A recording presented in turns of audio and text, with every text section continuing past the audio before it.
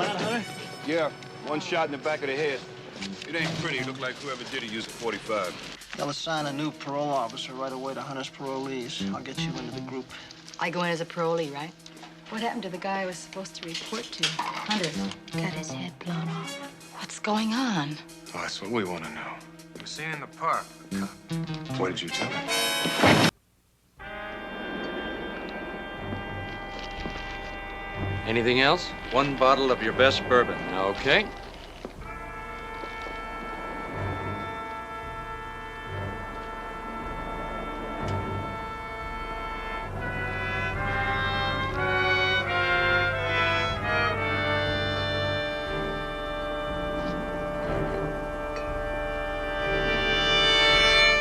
Thank you. I'll put it on your account. Thank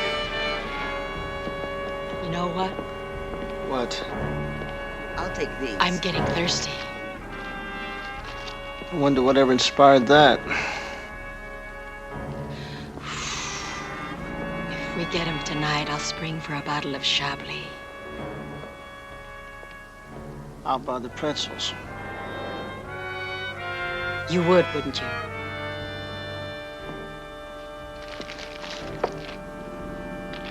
$12 Y51 to $12 Y50. Go ahead, 51. We just received a 211 in progress a couple of blocks away. It looks good. You want us to roll on it? Yeah, go ahead. Well, there goes our backup. I hope it's not a decoy. That'll be $2. $3.87. $3.87 pennies here. Thank you.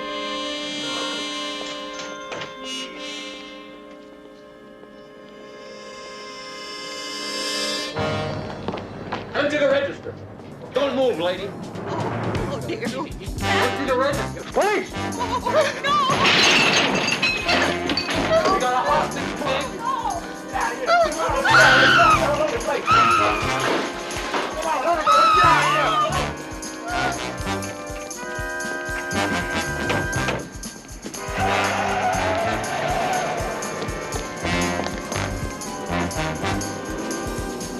I'll get a description of the car. Larry Bennell was driving. Who? Larry Bennell, that Marina Fur Heist, he got 1 to 5. He must have made parole.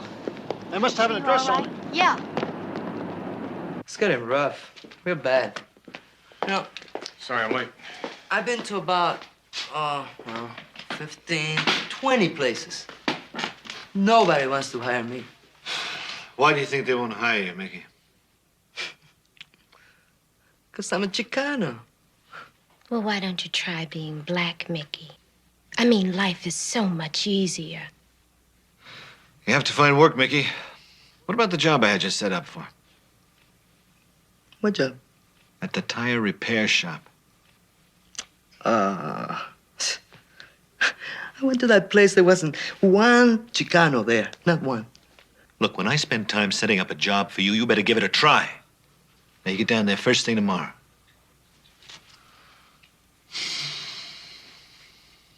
Anyone have any problems I don't know about? What about you, Tony? This is your third session with the group. You haven't said a word yet.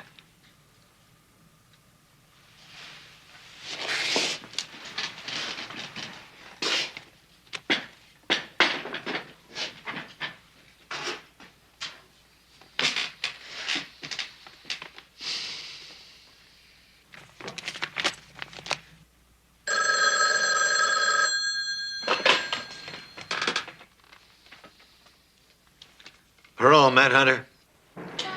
Yeah, Matt, this is Bill Crowley. We met a couple of times. Sure, the one with the pretty blonde partner. Yeah, good memory. Listen, I just called the department. They told me that Larry Bennell was one of your parolees.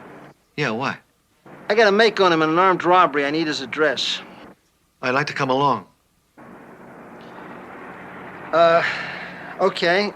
Listen, well, I'll pick you up at Olympia and 3rd in 10 minutes. Make it 15. All right, you got it. I know this is going to burn your butts, but I have to cut the session short. Oh, too bad. See you all here next week. And Mickey, you call in tomorrow after you talk to Mr. McCarthy, the manager at the tire repair shop. Sure, I can do that.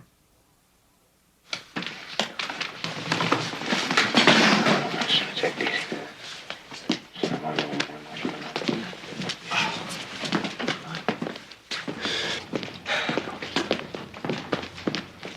All right, what is it now, Maxine? Look, Matt, I just wish they'd pay me every week instead of twice a month at work. Are you eating regular? You know, 1.5 squares a day. Yeah. Here's a couple of bucks no, on No, Matt. I can't take any money from you. You can give it back to me when you get paid. Yeah, as soon as I get my paycheck, every penny. Don't worry about it. Here. Just don't put yourself in a bind. Huh? You're a good dude, Matt. Thanks.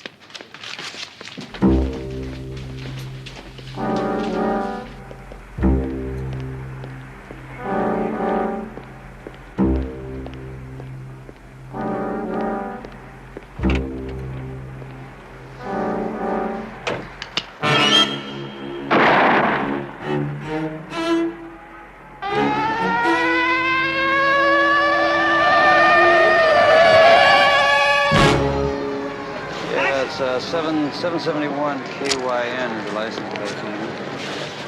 Here comes Crowley. Look like somebody wanted him wasted. Yes, it was a parole violator who set up a vendetta. So, Matt Hunter?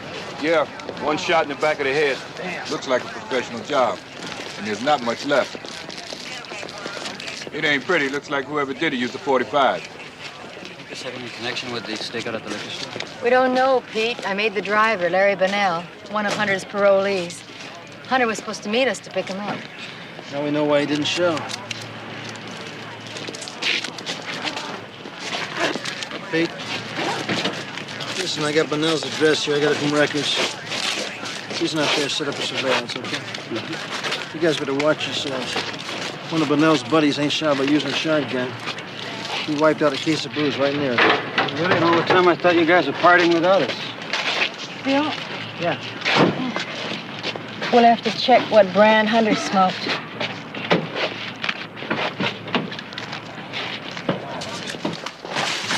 Dinner is served. Well, Hunter had been with the department for 20 years with a constant caseload of between 40 and 50 parolees. We think we're overworked, huh? Well, I tell you something, with this list, that's what we're gonna do, is overwork. What's the crab on white? I do. Right. I don't believe this list. This is like a who's who in crime. There's over 1,000 names here. Gotta be. The computer ought to be able to eliminate a lot of them. Yeah, I sent down a copy an hour ago. We should be getting a revised list at any time. I tell you what, though. The computer isn't going to be able to help us with his current cases. That's where you come in. They'll assign a new parole officer right away to Hunter's parolees. I'll get you into the group. I go in as a parolee, right? Yeah, I'll get intelligence to work up a package. You know, new name, background, the whole shtick. Crowley. Yeah, right away. Bonnell and 2 guys just went up to his apartment. Let's go.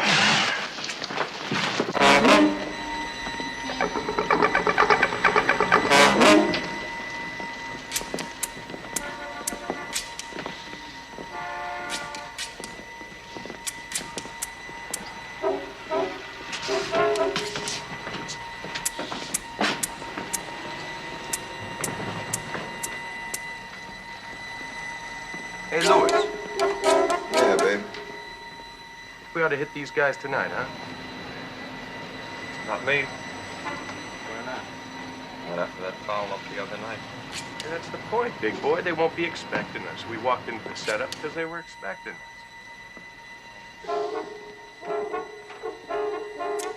Sounds like there's at least 3 of them in there. Think you have to kick them in one? Oh, cup of coffee if you do it.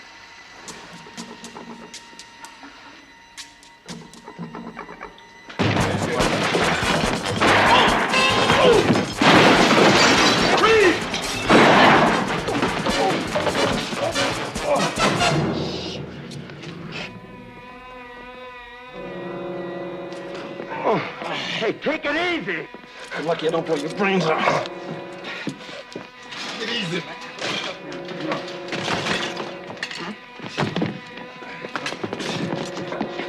me to find that 45. Hey, here's the search warrant.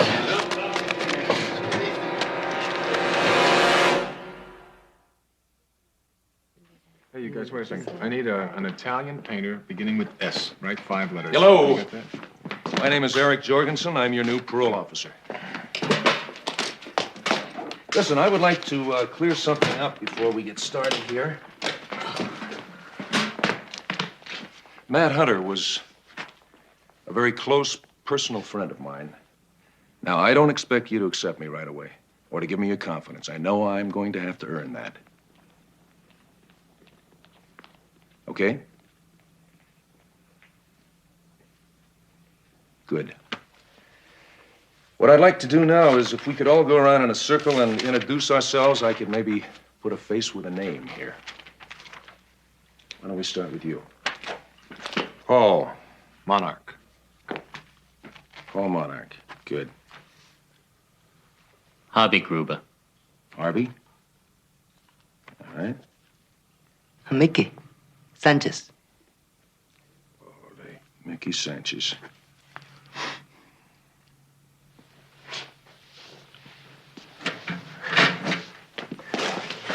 Tuncelli.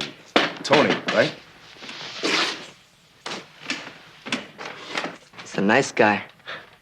Not too talkative, though.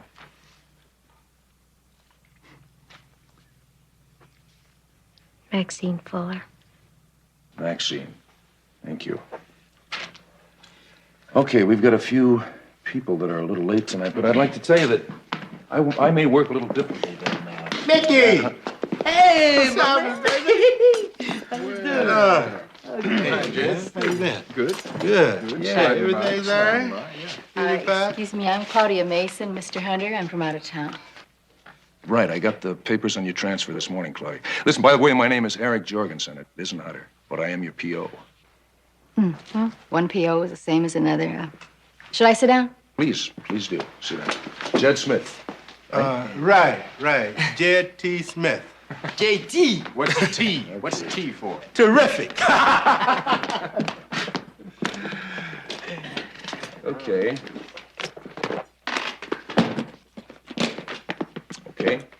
Now, what I would like to do is to familiarize myself with what's going down with you right now. So does anybody have a problem? Does anybody not have a problem? Yeah, I got a problem. Good. I've been out of the joint now for about 3 months, and I ain't been able to, adjust. Well, in what way, Harvey? I ain't been able to hit it off with the broad. I ain't even met any. Have you thought of joining a social club? Bowling league? Look at me. I mean, if you were abroad, would you go out with me? Why don't you find yourself a pro? Yeah. Mr. Jorgensen, could you set me up with a pro? Prostitution is against the law, Harvey. I couldn't do that. But you're my P.O. You're supposed to help me work out my problems. Look, I've got to fill out a monthly report. Now, how would that look on the monthly report? I pimp for Harvey Gruber? I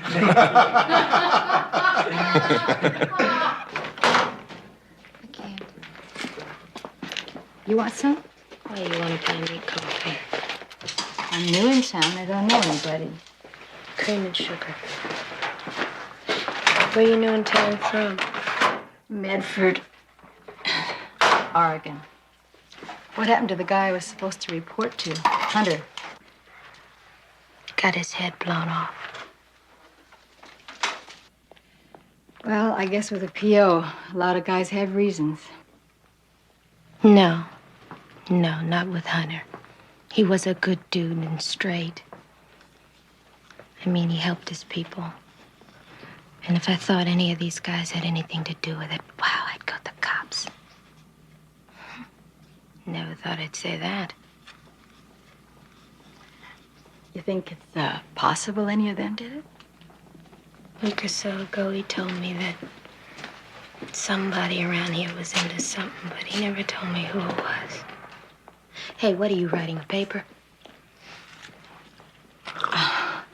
I wouldn't mind finding out who to stay away from. But the trouble is the last thing I need. What I need is a room. You know of any? Hey, look, where I live, they got, a few rooms. I'll give you the address. You go over, you look, you like it, you get one. Break's over. Come on. Thanks for the coffee.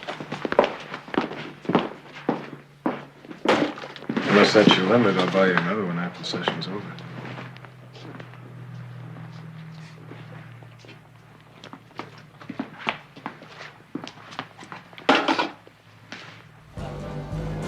So how long have you been out now? About 7 months. Hey, why don't we get married or something? Okay. Yeah, right. I hate to tell you this, but you can't afford me. How do you know? Can you? I can't say anything right now, but Hunter was a very thorough man, and he worked very hard at keeping me straight, you see. Well, he found out something that, no, it doesn't matter.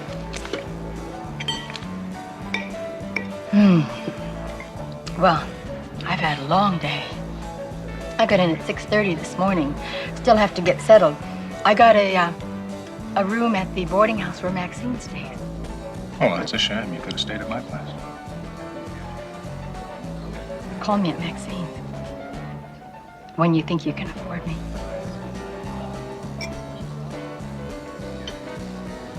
And sometimes I get to meet Matt's parolees. There were times I'd have to get a meal on the table and any time during the night for the kind of person you wouldn't expect to find in this house. But I didn't mind. They were Matt's people, and they were always welcome. Did your dad ever talk to you about his job? Times. But I'm not around much. Since I got back from Nam, I've been stationed at Pendleton. I only get up once every 2 weeks or so. Had you seen him recently? Last weekend. Did he mention any of his people then? No, I only saw him. I guess it was at dinner on Sunday. Other than that, he was away working. Even on the weekend? Matt was deeply personally involved in his work. He used to say parole was like emptying the ocean with a spoon. But oh, what a spoonful. Well, is there anything you can think of that might help us? Yeah, about 2 days before he was, Matt was very concerned that one of his people was into something. But he felt sure he could prevent him from becoming more deeply involved. But he didn't say who? No, I'm sure I'd remember if he had. But it was a him. You're sure he said he could prevent him from becoming more deeply involved? Hello? Yes, definitely. Yes, he is. I'm sure it was one of the men. Sergeant, it's for you. Excuse me. Thank you. Yeah. Yeah, Joe. Oh, Pepper? Okay. We'll do that right away. Thanks a lot, Joe. Yeah, that was Joe. He said the Monarch was on the move. He may be headed over to your apartment, so maybe you better get back there, huh? Thank you. He'll explain.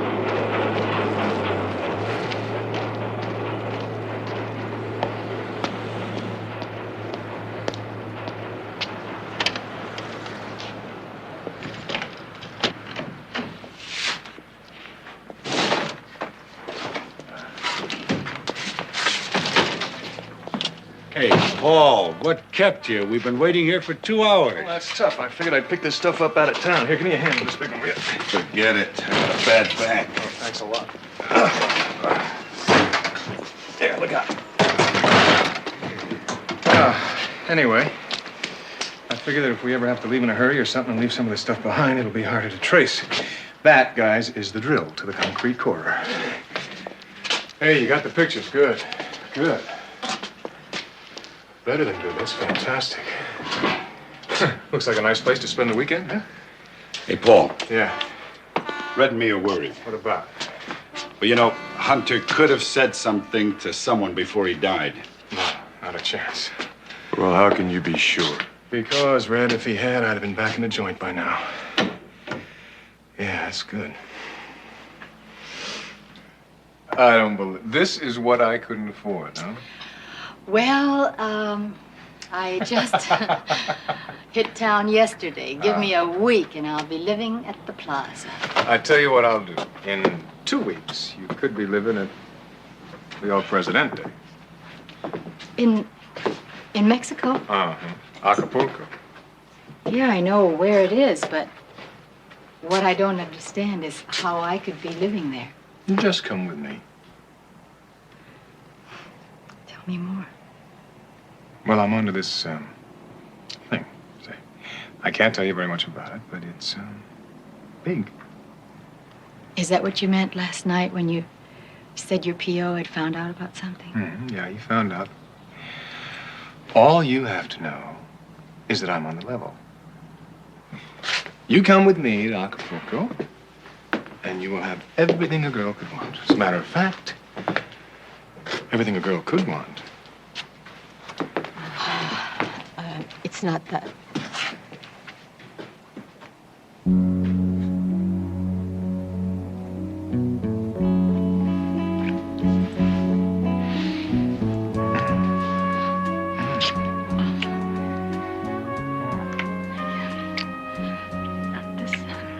This place is terrible.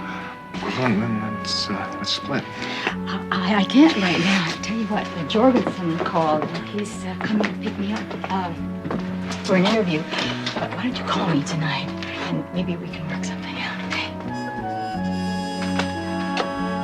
I sure hope so. Bye, Paul.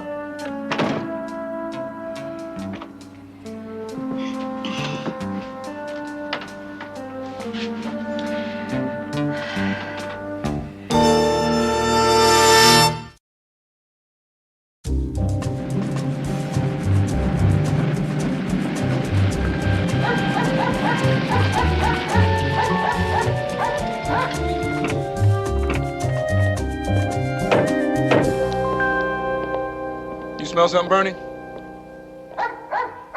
Smells like it's coming from behind there.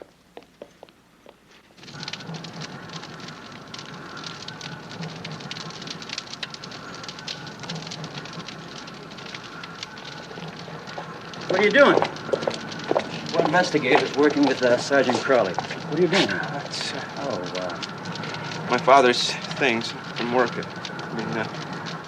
Gifts from parolees. Notes and papers. Mother said last night his job finally killed him, didn't it? She wanted these things.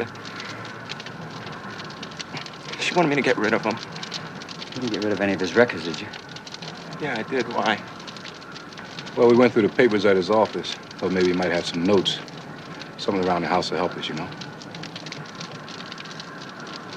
Sorry, I wasn't thinking. This stuff was bothering my mother.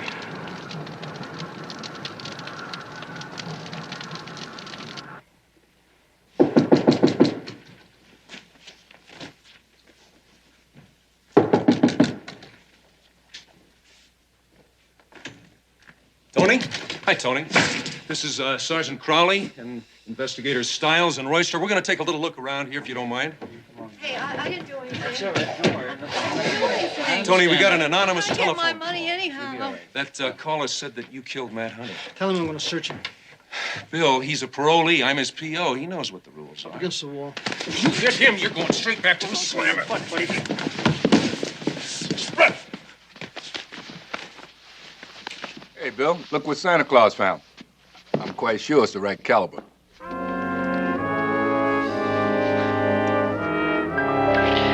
Think the gun was planted there? Huh?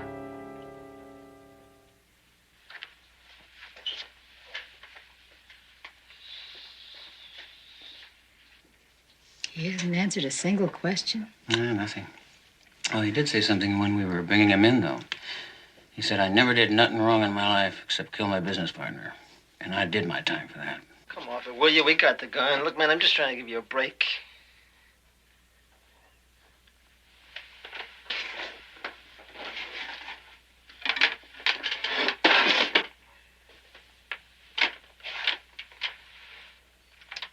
Okay, buddy.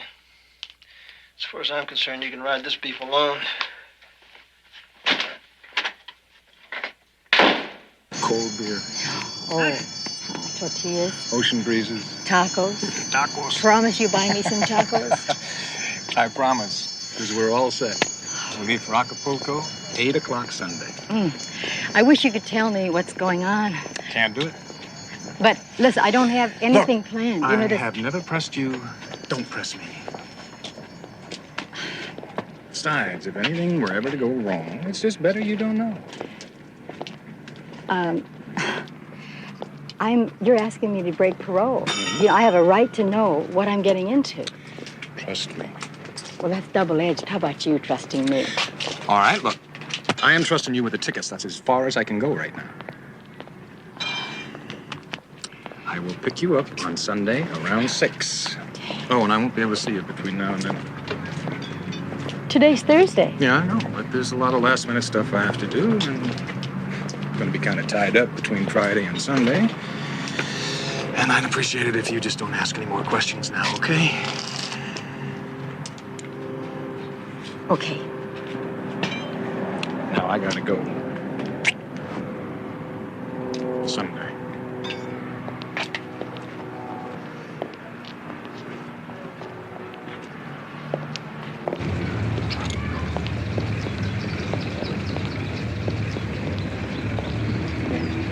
Those popsicles,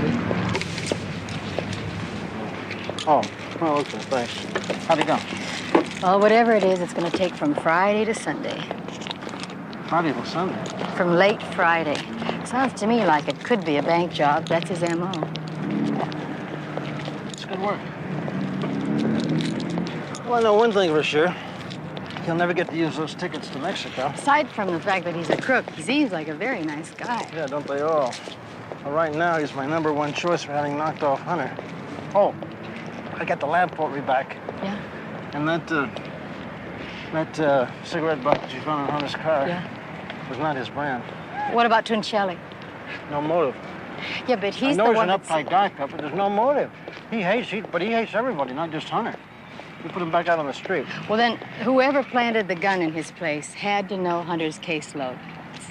You keep thinking like that, one of these days you'll all make detective. Oh, I'd miss you too much. Well, I'm going to notify Division to increase surveillance on all banks over the weekend. Keep in touch, man. Watch yourself.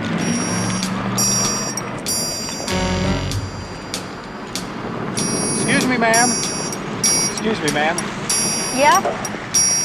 Could you please tell me how to get to Wilmont and St. Louis? St. Louis. Yes, St. Louis, about 2... Get in the back. Look, if I pull the trigger, this thing goes boom. Move.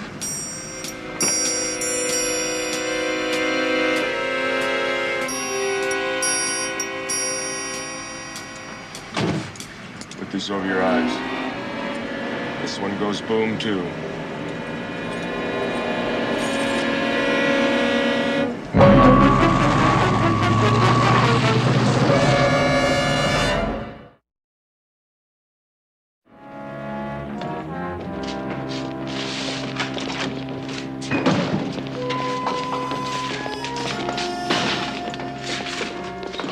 Right on in, guys. Sit down here. Take off the blindfold. Is that... Paul, is that you? Uh-huh.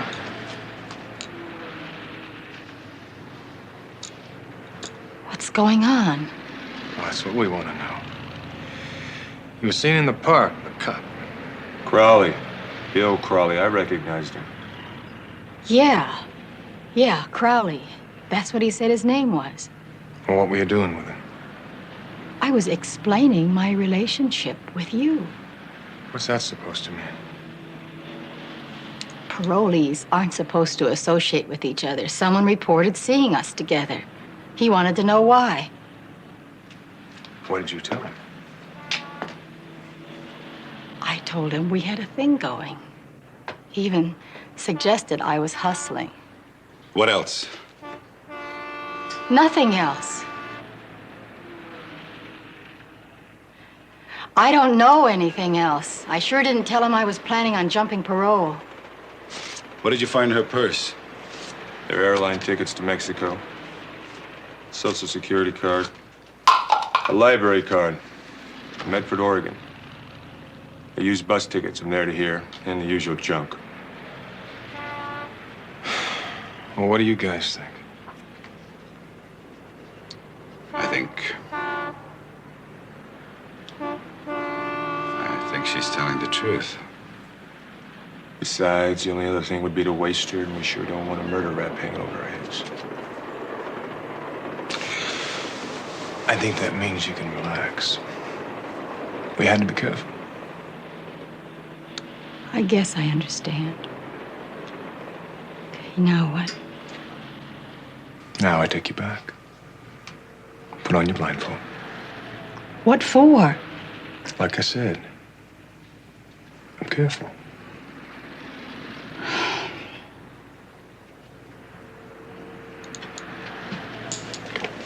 I'll help you. Hell of a way to see Mexico. That's the last address you got on it. No, I'm not sure when I'm picked up. I'll let you know. Hey, listen, are we squared away on that extra bank surveillance for whatever weekend we need it? We are. Good. Okay. Well, you were right. The one that knew me was Red Morgan. I didn't even know he was back in town. How you doing with the other one? Nothing so far. You know, Bill, we're no closer to Hunter's killer than when we started. They didn't do it. How do you say that? Something Morgan said.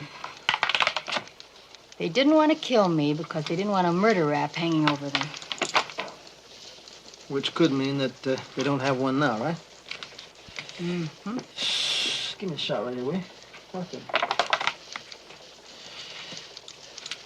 You know, Pep, we worked some tough cases where nothing added up, but this one's beginning to drive me up a wall. You weren't so cheap you'd go out and get a massage. With my luck, I'd probably get arrested.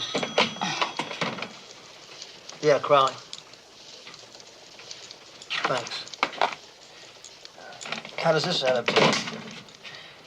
Maxine Fuller just got beaten up by Tony Toncelli. Put her in the hospital. Dr. Mansfield. Dr. Mansfield.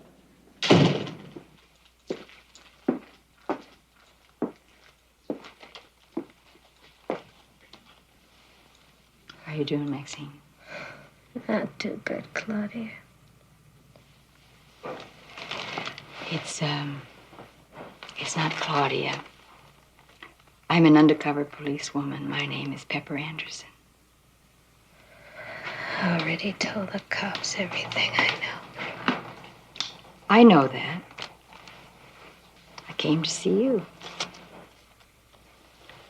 But if you don't want me to stay, I understand. So you came to see me. What's wrong with that? Well, first off, you're a cop and I'm a parolee.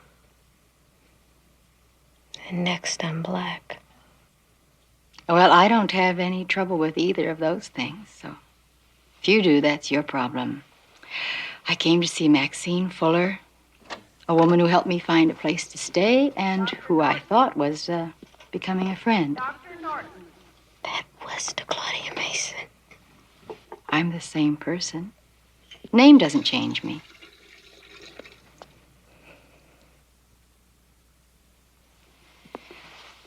I know you told the police that Tuncelli thought you'd planted the gun and called in the tip. What we are trying to find out is why he thought that. And we're really stumped about who killed Matt Hunter. And he was your friend. I didn't even know him.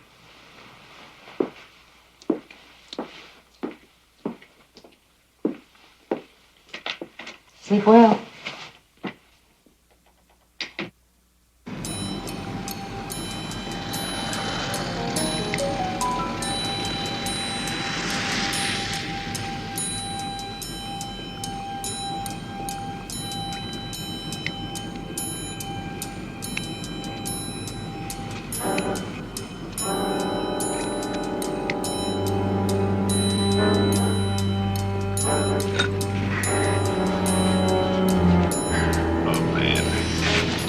Where you said it would be.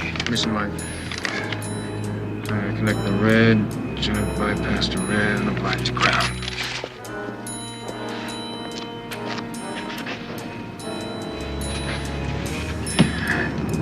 Truck is where we planned. Good. I'll get the door. Okay.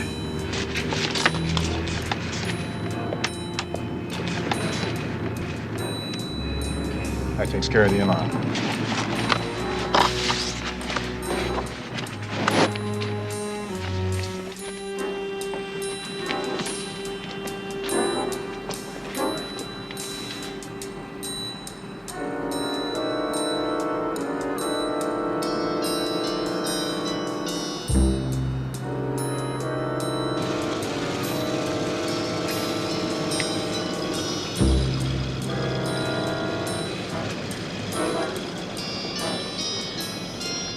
Hit the switch. Give me some water.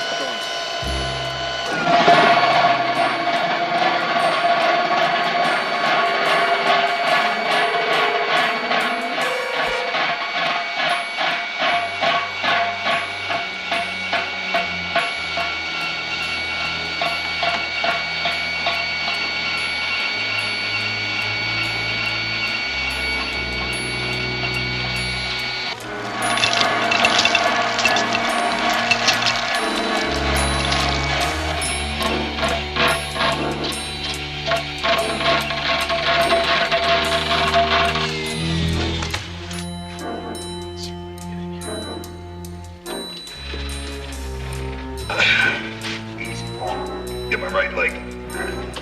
Okay. Strike lights.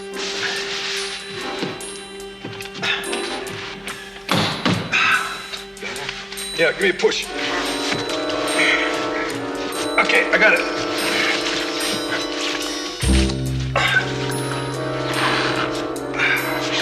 Make it. Take it easy. Okay, gotcha. Make it, Red. I told you to go on a diet, you dummy. We're gonna get a bigger machine next time. All right. I'll get the tools.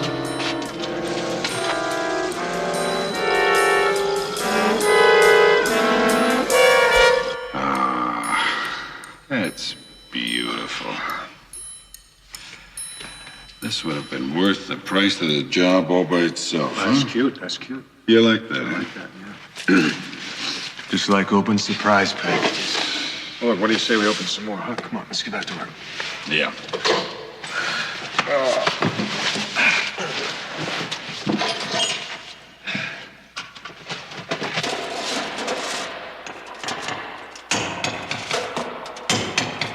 Well, Pep, at least we'll know in a couple hours when they come to pick you up how they spent the weekend. There's a possibility he may stand me up. No way. Paul laid it all out. He's very deliberate. He may decide not to take a chance. Stiles. Who? Hold the phone a minute. Bill. Homicide. Crowley. Yeah. Where? Okay, we're en route. Security deposit box is the main vault. Looks like they spent the whole weekend in there. Pep, I don't think you want to look at that. That's okay. I kind of figured. It's Monarch and Morgan and their unidentified friend. I don't suppose there was any money or jewelry from the burglary found on them, was there? No, sir, nothing at all. Looks like somebody looted the looters. Sergeant, we found these 45 shells in this empty package of cigarettes next to the car. There was nothing else except tools, chisels and drills and stuff that must have belonged to them. Okay, fine. We'll check out the bank. Bill, you know that cigarette we found in Hunter's car that wasn't his brand? Yeah? I think it's the same as these.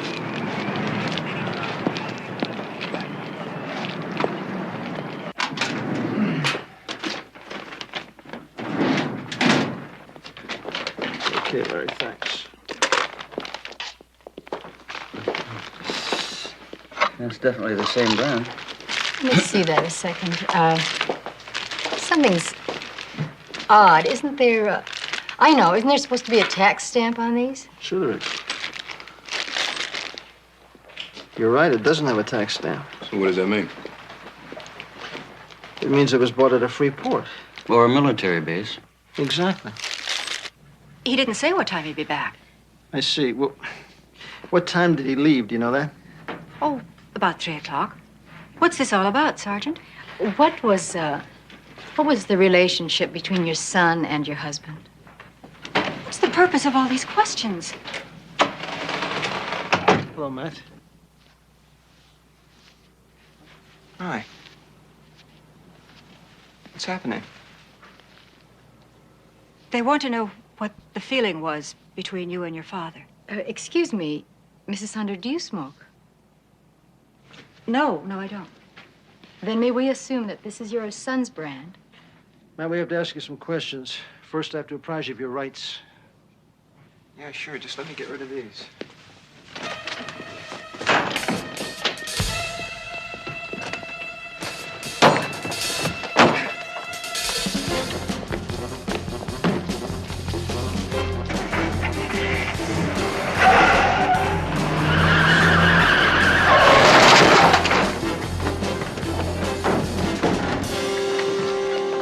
You got no gun.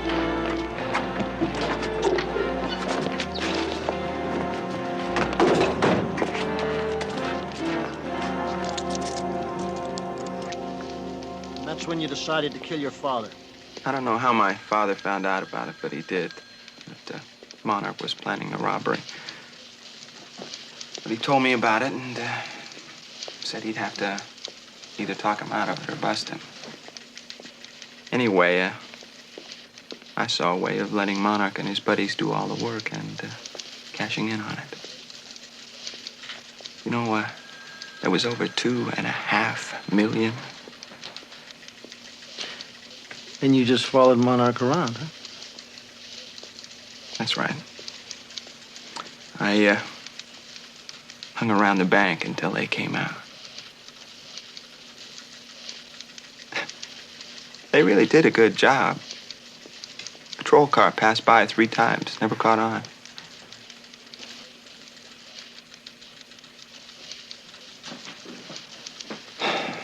Well, that's it, I guess.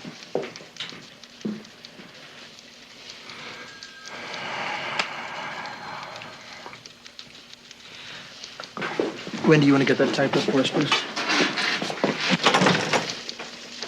Thank you. Matt, your mother's here. She asked if she could talk to you. You don't have to if you don't want to. It's okay. Mrs. Hunter, you want to come in, please?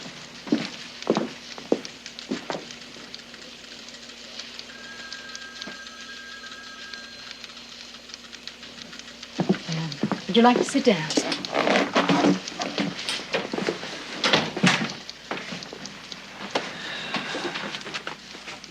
May I talk to him alone, please? Yes, I'll have to handcuff him. Is that necessary? It's a regulation that there's no policeman in the room with him. We can stay. It's okay, Mom.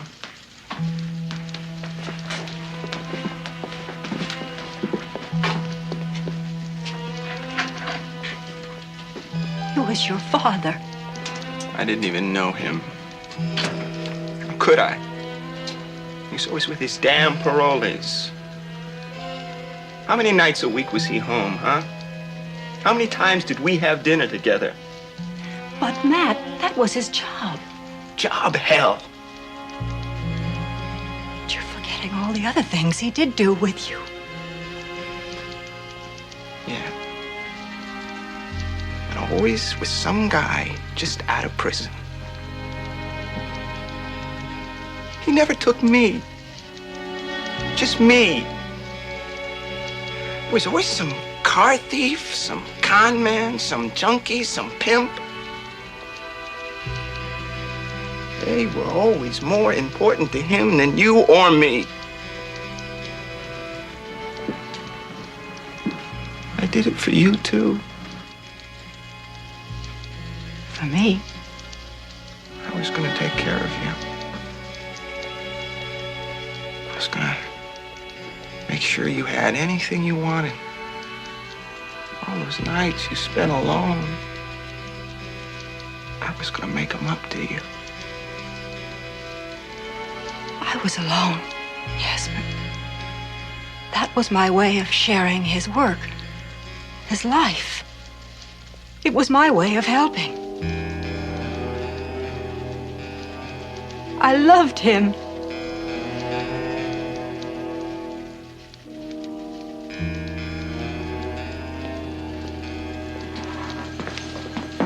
Bobby, do you have that file on Berger?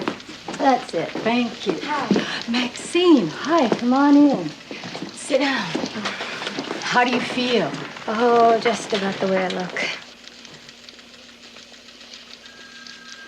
I just wanted you to know that tomorrow is the day for the interview you set up for me. Oh, that. Pepper, with my record, do you really think that I could work for Perot? The first time I talked to you, you said that you'd go to the police if you thought one of the others had killed Matt Hunter.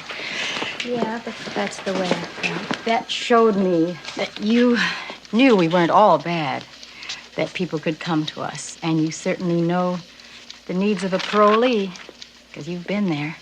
I think they'll take you. Well, I don't know how all of this is gonna work out, but at least I don't have that other problem anymore. What's that? You being a cop in white. Now, wasn't that silly? All right. It hurts from the smile. Yeah. Hi, fellas. Hey for that beer? This is Maxine. Bill, Charlie. Hello, Maxine. How are you? Hi. She's crossing over to our side of the street. Oh, if she's crossing over to our side of the street, she'll have to eat the food at Vinny's. Oh, That's the young from a are you in trouble? Finish it on the other side, I think.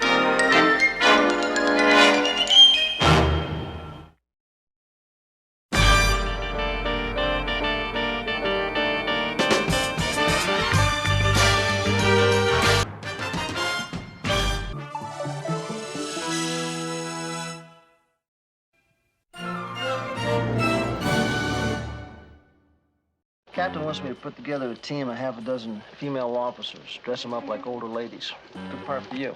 You don't like my legs anymore? Maybe I'll shape up, huh? You're the one who insists on getting married. I think living together is perfect. I'm passing the old lady. I look perfectly harmless. Till she passes me, I throw the chain around her neck, and very quickly, that's the end of the old lady. Pep's in trouble. Move in.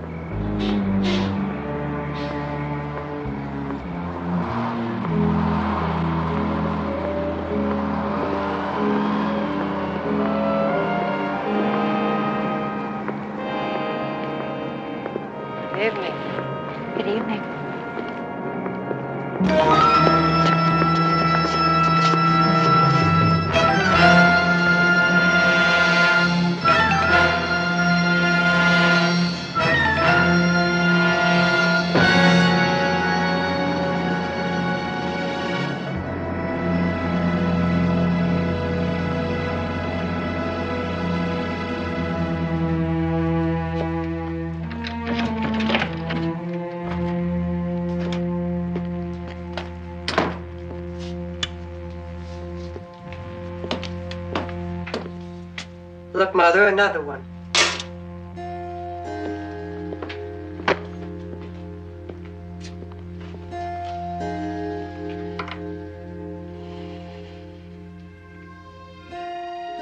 Tommy, will you brush my hair, please?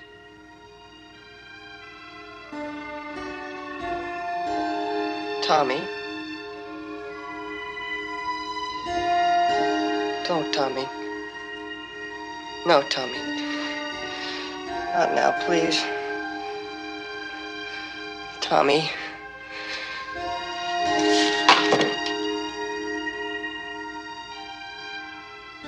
Charlene.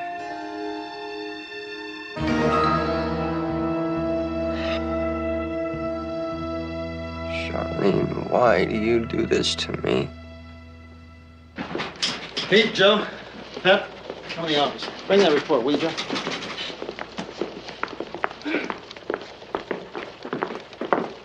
Okay, now we should be operational by tomorrow night.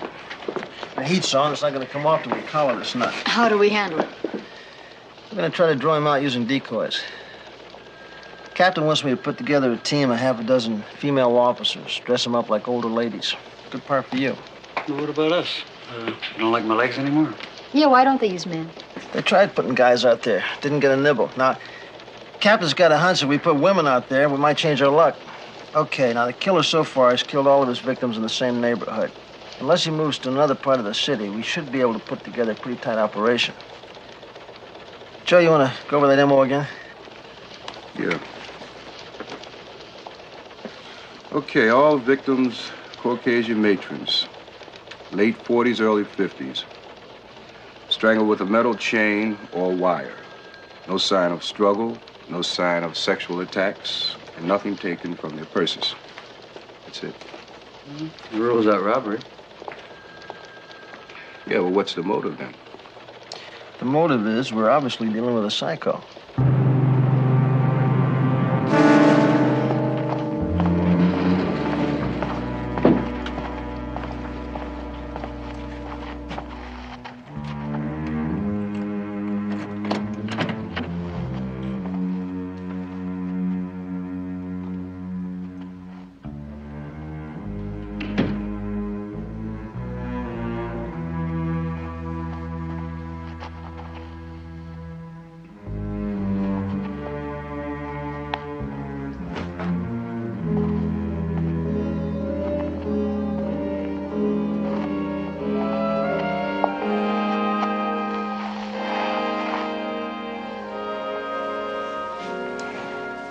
I didn't expect you to be out this late. Well, you want me to stay irresistible? I need my nights working out at the gym. And Saturdays you go hiking. You never take me along. Well, when I make an honest woman of you, maybe I'll shape up, huh? You're the one who insists on getting married. I think living together is perfect. Marriage is better.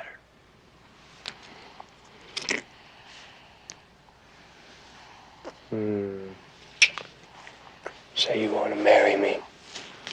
I do. I do want to marry you. That's better.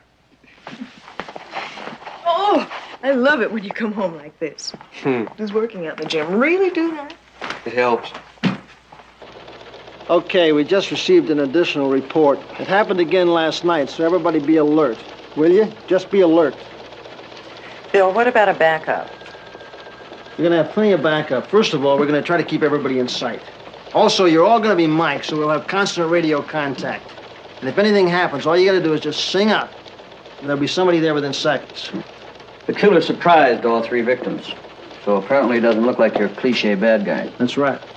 None of the victims showed any sign of a struggle. None whatsoever. Apparently, he strikes without notice. Just before anybody can even attempt to defend themselves. And how do you think he makes his approach? I think you run into a situation like this. Pep, throw me that cord, will you? Okay. Pepper, you want to be the old lady? Now, I'm the killer. This is a sidewalk. Back up, will you, Pep? I'm walking along. I look very harmless. In my hand is concealed a chain or a wire. I'm passing the old lady. I look perfectly harmless. So she passes me, I throw the chain around her neck, and very quickly, that's the end of the old lady. Now, if you're prepared for this, you can't be totally surprised. Keep your hands up near your throat at all times to protect yourself. Very important. Also, you're going to be wearing gloves like Pepper's got on to protect your hands so they won't get cut. Any questions? Anybody want to back out? Not you.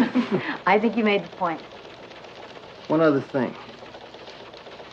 We've never had a policewoman get hurt on decoy duty. But there's always that one chance, so watch yourselves out there, okay? Now, anybody want to get back to work?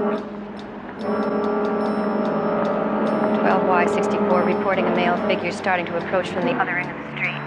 About 15 feet away. You got that, Joe? Right, Bill. He's an old man, Caucasian.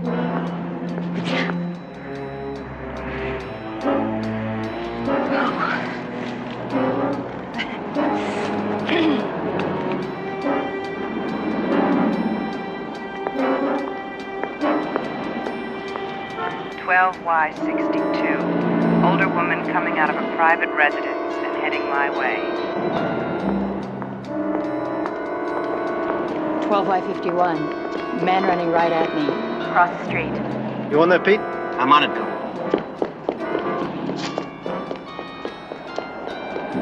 12Y51. He went into the John. The guy looked like he was about to come down on me. He's passed now. 12Y68. Male figure approaching from the end of the block. Over 6 feet, walking fast. No, sir, nothing at all. Well, maybe he knows we're out there. Look, except for the guy we're looking for, it's a pretty safe neighborhood, you know what I mean? Yeah. Yeah, I will. Hey, Bill, I think we found something. Well, kind of. Like what, kind of? Well, the next of kin of the last victim said that they didn't realize anything was missing from her purse. And they also mentioned that the reason she took a bus that night was because she was getting her car repaired.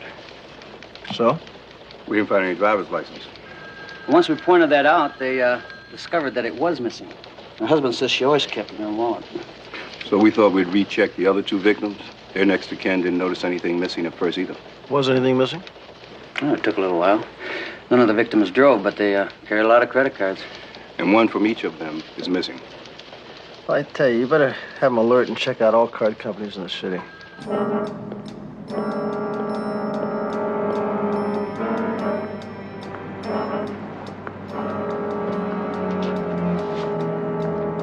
Spy. No one else in sight. 12Y62. Approaching the corner of First Street in Arizona. No encounter.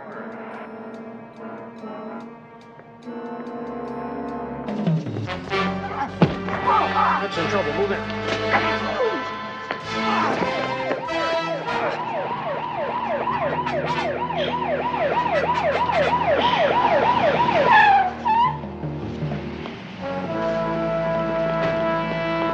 There's a routine punk looking for some dough for a fix. Well, he got a nice one from Pepper last night. Okay, now we've been at it for a week so far. All we've come up with are 3 purse-snatching attempts and 2 propositions. Anyone getting discouraged? I have some kids that would like to see me. My husband's actually learning how to cook. Phil, how long do we keep this up? Just as long as the captain and I can keep his own budget, that's how long. We're starting to get a lot of flack about all this overtime. About another 2 weeks or so, right? I don't think we're going to have to wait that long for this nut to go after his next victim. 29 days elapsed between the first murder and the second, but only 17 between the second and the third. Now, I think this killer is going to start feeling that urge again any day now. And there's a full moon coming up, and you know, that's when the crazies get crazier. At least Bill does. There's nothing sacred with you.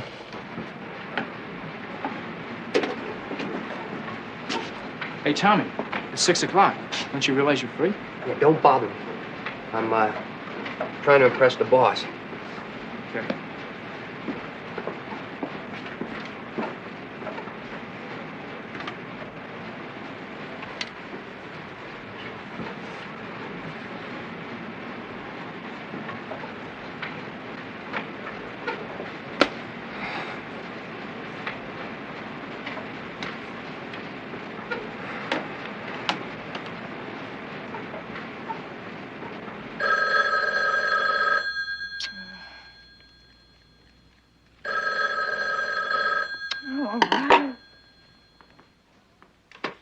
Hello. Hi, beautiful. Hi, yourself. Got some bad news. You're not coming home. I have to work late.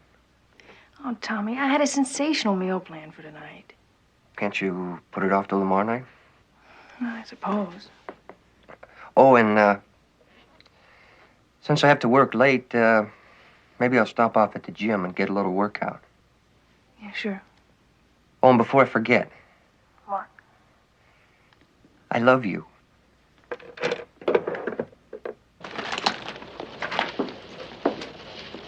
Oh, Sergeant Stiles, I presume. Oh, Peter. How you doing? All right. And Brewski's typewriter's on the bum. He's using my desk. Where are Bill and Pepper? Oh, up with Parks talking about full moons and Dracula. My favorite subject. How do I look? You know the guy I busted about a couple of weeks ago? He had all the stuff in his pocket. I guess he was some sort of year-round Halloween freak. I could use this, maybe. Yeah, Investigator Stiles. Okay, right away. Well, Parks wants us in the meeting with him.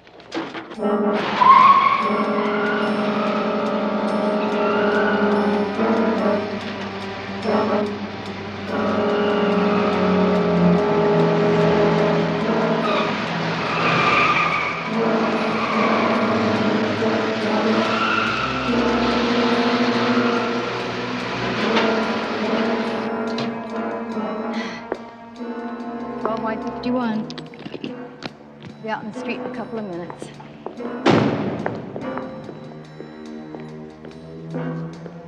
Well, by 51, stand by. I have company.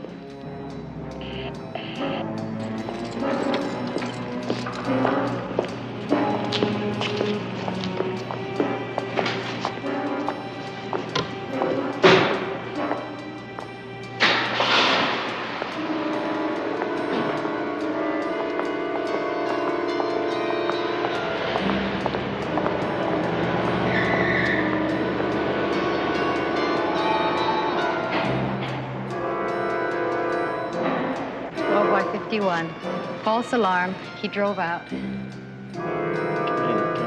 can see you.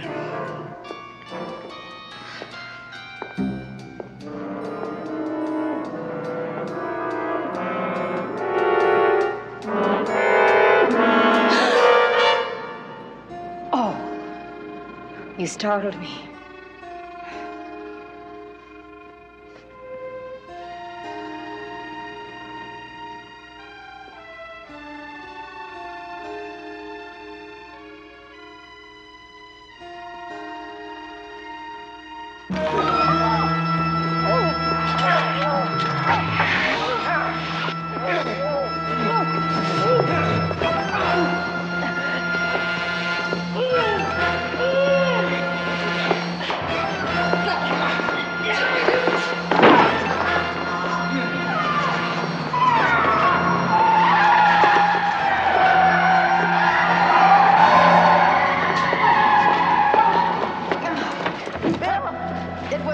It was a woman.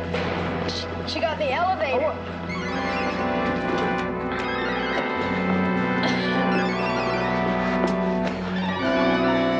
That's 12-50. I want this entire area sealed off. The suspect is female.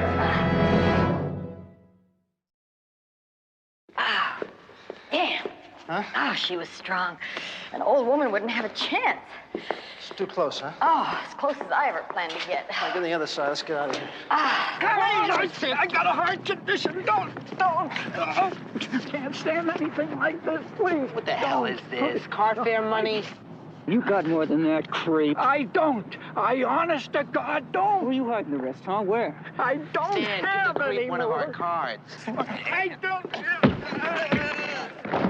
Stan, come here, quick. Take a look. She's coming right to us. Maybe it won't be such a bad night after all.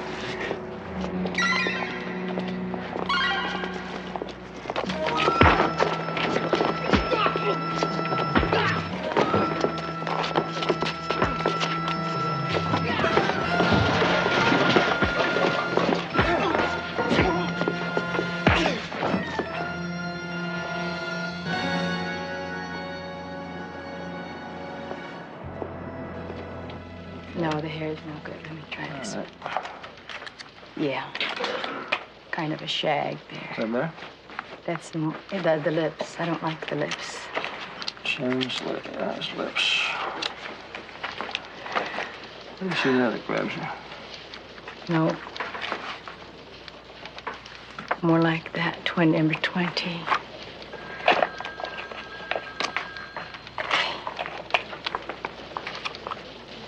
Yeah, that's it. That's more like it. Yeah, let's try with the glasses. Mm-hmm. Is that? That's it.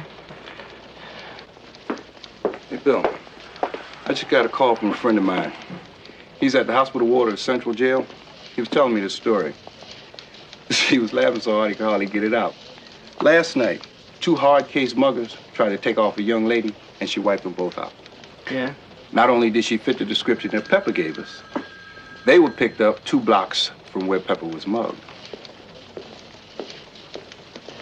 Well, maybe we should pay him a little visit. Thanks very much.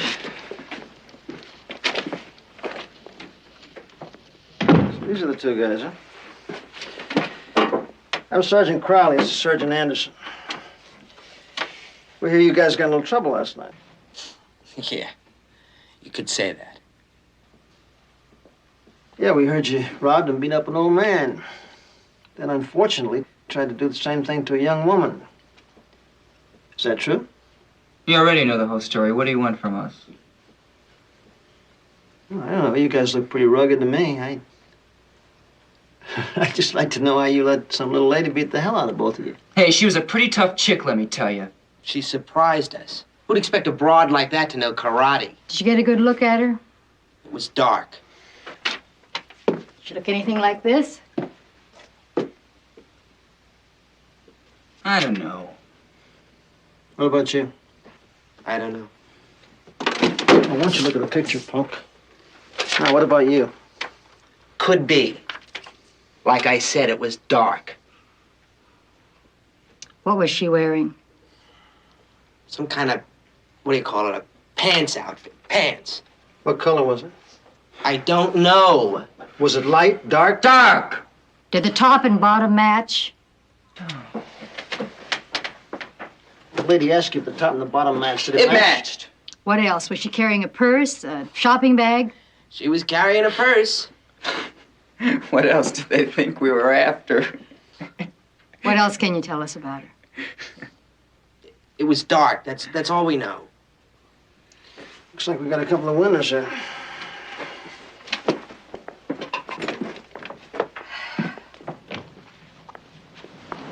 Hey, you are gonna try and catch her, aren't you? For a couple of law-abiding gents like you guys, she's gonna pay for what she did to you. What do you think? Well, I can't be positive, but it could be her.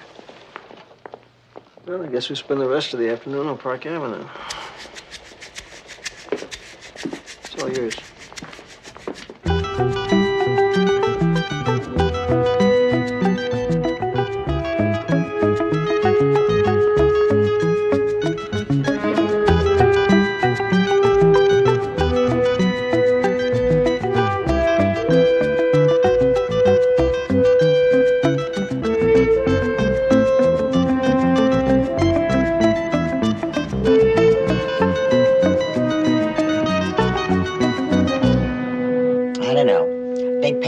That's all the landlord cares about. So that's all I care about. She doesn't look like anybody you've ever seen. Tell you the truth, I don't pay much attention. We've got a few ladies living here. Could be one of them. Well, would you just give me their names and the apartment numbers, please? Do I have to? I got a meeting over the Yes, other. if you wouldn't mind. It's important. Okay. I got Sylvia McCarthy in 401. Linda Maxwell in 311. Charlene Parker, 312. Can I see the picture again? Yes. The hair's different. But you know, that could be Charlene. 312, you said? Yes. I thank you very much. You're welcome.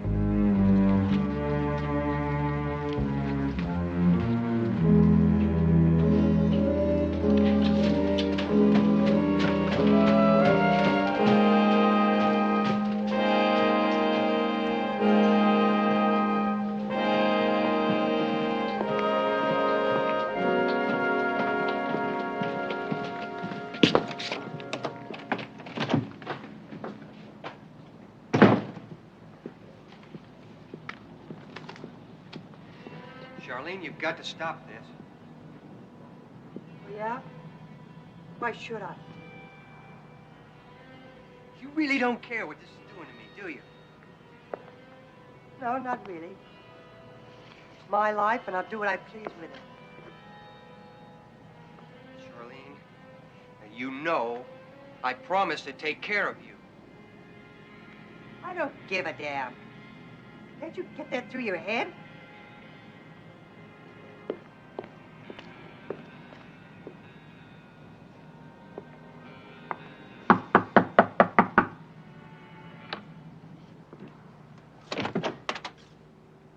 Yeah? I'd like to speak to Charlene Parker, She's not here. but I heard a woman's voice. Do you spend a lot of time listening at other people's doors? As a matter of fact, I do. I'm with the police. I'm Sergeant Anderson. I'm sorry, it's been a rough day. And your name? Tom Shaw. What can I do for you? I'd like to speak to Charlene Parker. Well, I told you she's not here. Have a look for yourself.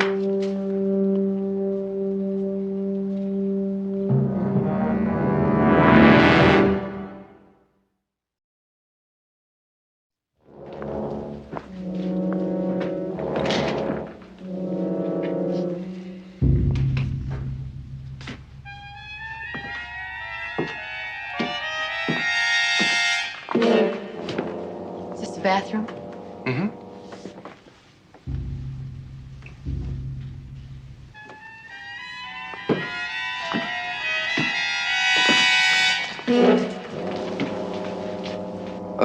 You want to know what you heard?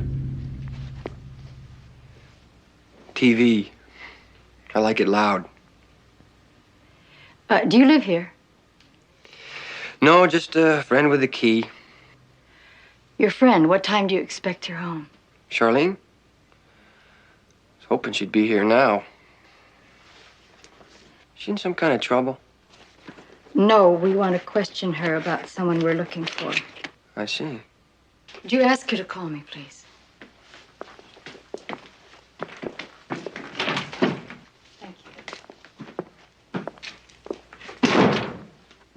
Are you sure it couldn't have been a television set, Pep? It wasn't the television. It was his voice. So where was the girl? It's really weird. I know she was there, and the manager did say it could be Charlene. Put your phone into the office. Let's get moving on a search warrant. 12/50. It was not the television.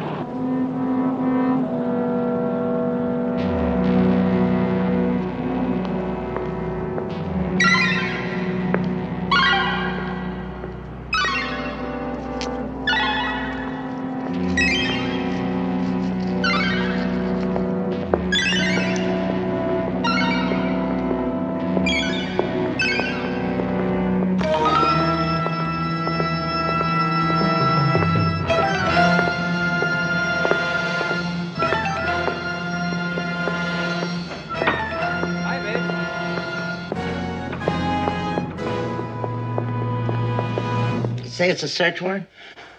Yes, ma'am. Right here. It's a search warrant. Right there. What you done? Could we just have the key, please?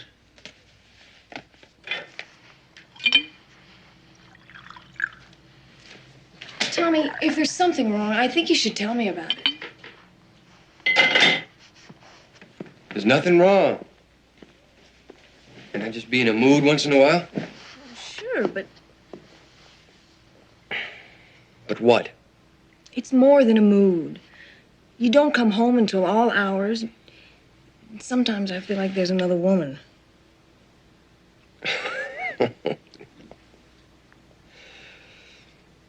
Oh, baby. No other woman.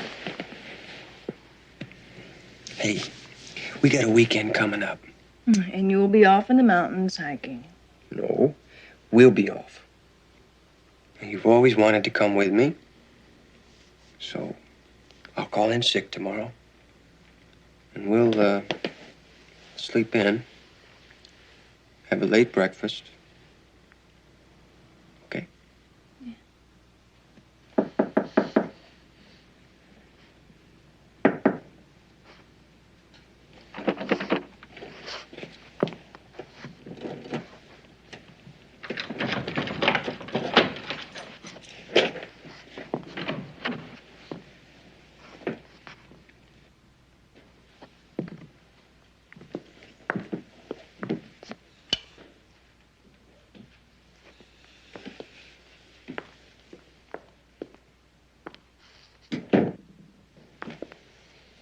Just be careful not to touch anything. We'll probably have to dust for prints. I never would have thought of that. Don't be smart.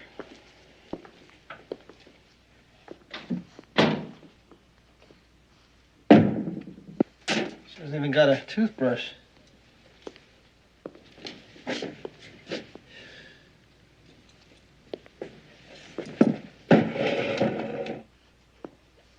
Bill, look at this. Oh, what do you got? This outfit. What about it? It's like the one she was wearing. You sure? Well, I can't be positive, but it's awful close. I don't think anybody really lives here.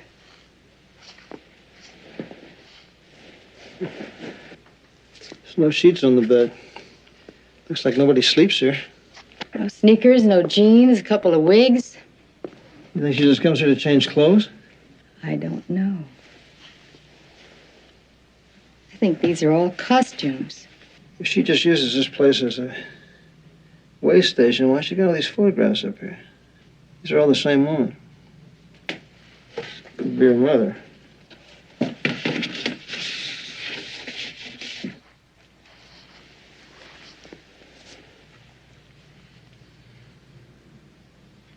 The Crawford Studio, Clear Valley, California.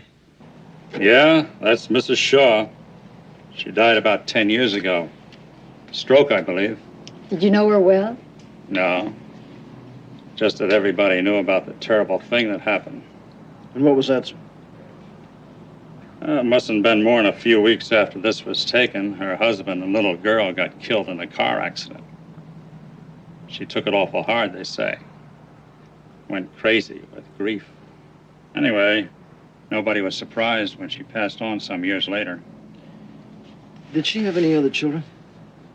A little boy. What happened to him? Last I heard, he was living with his Uncle Martin Shaw. Tommy was only a toddler when his father and sister were killed. How old was the sister? Charlene? She was 6. Did you say her name was Charlene? Yeah, Charlene. She meant the world to her mother. The loss affected her mind. Oh, in what way? Well, she couldn't accept Charlene's death. So, to her, Tommy took the girl's place. She kept him in dresses until he was school age. Well, now, are these pictures of Tommy or Charlene? Pictures of both. He finally went to school as a boy, but he had to wear dresses around the house until he was 7 years old. Tommy rebelled and refused to dress that way anymore. His mother just couldn't understand why. Now, let me get this straight. The boy lived with you after his mother died, right? Oh, yes, until he graduated from high school. And do you hear from him? Oh, all the time. Could we have his address, Mr. Shaw? I can get right here. Also, sir, do you have a more recent picture of him? Oh, yes, I have a picture taken just after graduation. Can't you tell me what he's done? We're really not at liberty to say right now, Mr. Shaw. I'm sorry. He's a nice boy. Wasn't exactly what you'd call happy, but I can't imagine him doing anything wrong. How did he get along with his mother? Oh, he loved her very much at times. Then, again, he could hate her pretty bad. Even refused to go to her funeral. Yeah, Papa made positive identification from his graduation picture. Now listen, I want him kept under surveillance until that apartment is dusted and we can check him with DNV. You got that? We'll be there in 30 minutes.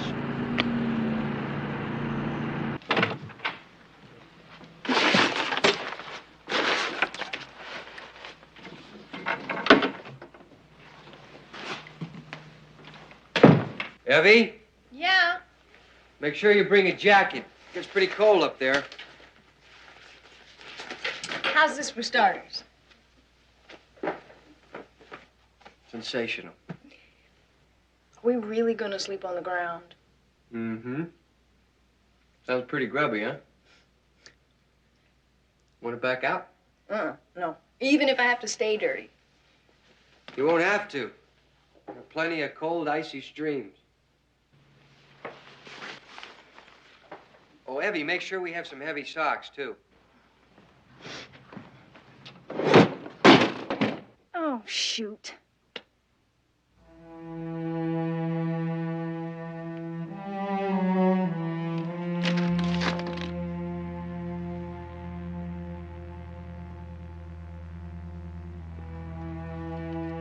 Tommy, would you come in here, please?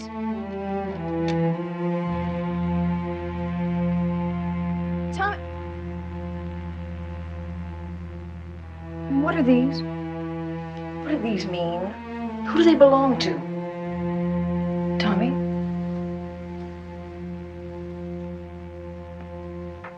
They were put away. Nobody was supposed to see them. Why didn't you leave them where they were? What's this all about?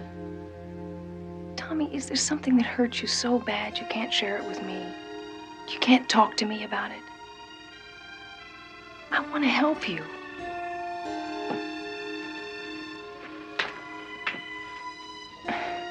I find an envelope taped to the bottom of the drawer and open it. What is it? I'm keeping them for somebody.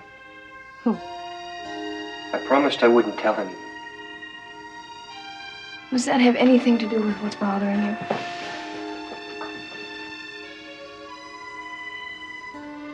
Then for God's sakes, tell me.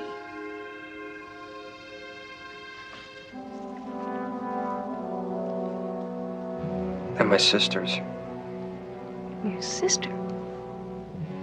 The only sister you had died when she was a kid. No, I had to lie about that.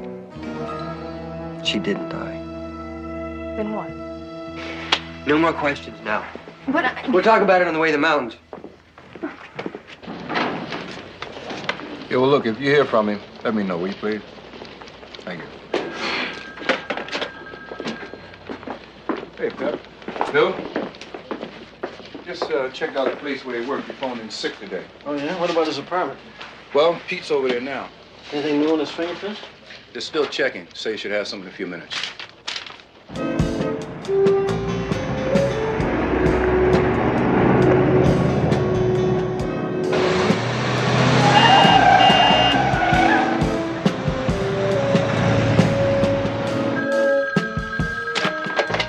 Crowley, yeah. Okay. Tell him to keep relaying his position. We're following. Hey, Pep, Joe. It's moving. Pete's on it. Let's go.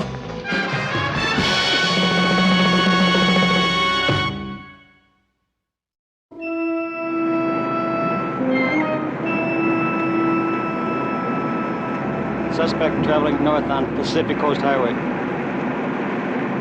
Charlene didn't die in that accident. Just my father. But the accident affected her mind. She had to be put in a sanitarium. Mama didn't want to tell me about it until I was about 10 years old because, well, she was afraid I wouldn't understand. After she was released, Mama got sick. I sort of started taking care of Charlene. But when Mama died, Charlene split. Why didn't you ever tell me this? I didn't want you to become involved with her and her problems. We're just passing State Beach. Yeah, that puts us about 10 minutes behind. What's the speed? Just maintaining 55. Why do you keep seeing her? I promised my mother that I won't. But you were just a boy, Tommy. I felt responsible. I wanted to do it, though. There's always been that bond between us. Did she like you? You know, I think she needed me more than she needed anybody else. Okay, I think I'll close the gap a little. We just got an affirmative on those prints from DMV. Yeah, so I heard. After I started living with my aunt and uncle, Charlene would contact me from time to time, but she would never tell me where she was or agree to see me. You should have told me this before. You don't know her, but she has a way of getting a hold on people. Does she have that much of a hold on you? I think she enjoys seeing me suffer. Pete, he's our man. Just don't try anything alone, okay? I got you, Bill. Roger and out.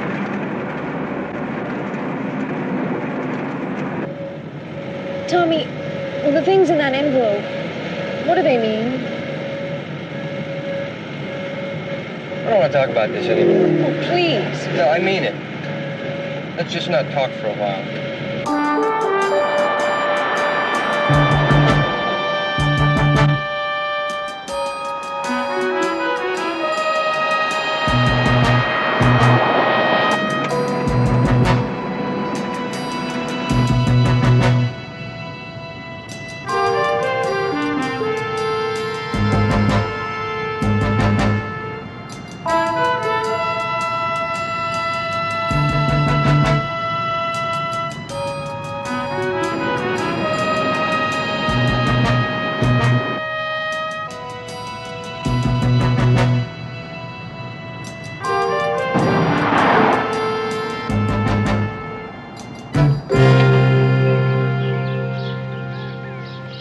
Tommy, all of a sudden, I don't want to be doing this. You want to go back? I don't know. I feel so strange. With me? Just the way things are. Evie, don't worry about it. I just thought it best you not knowing, that's all. I can see now where I was wrong. You've got to help me understand. I will. I feel better already just being out here. Come on.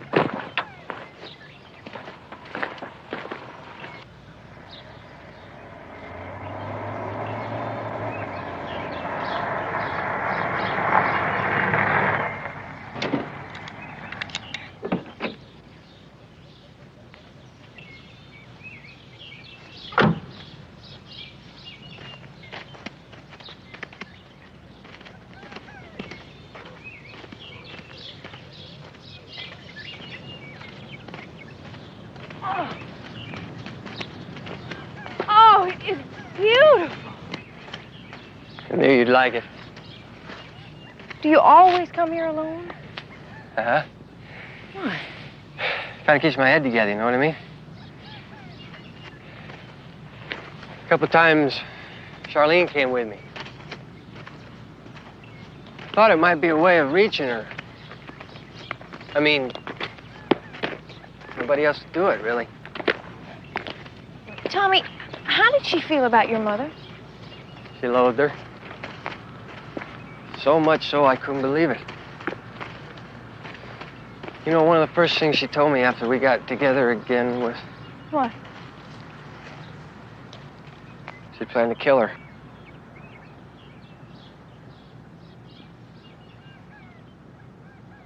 You know what else she told me? She said she felt cheated because Mama died of natural causes.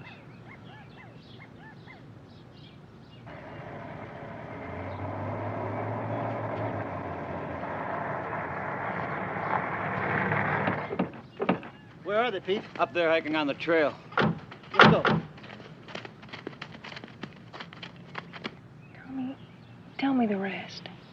All of it. What else you want to know? Do you really think Charlene was capable of killing your mother? Got no reason to doubt it. She's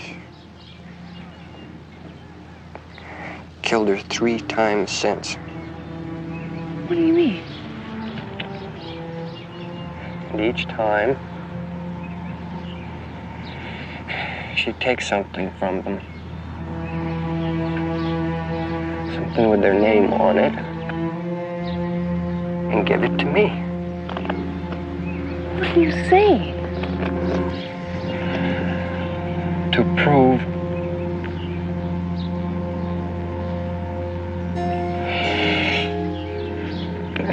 prove she was the killer.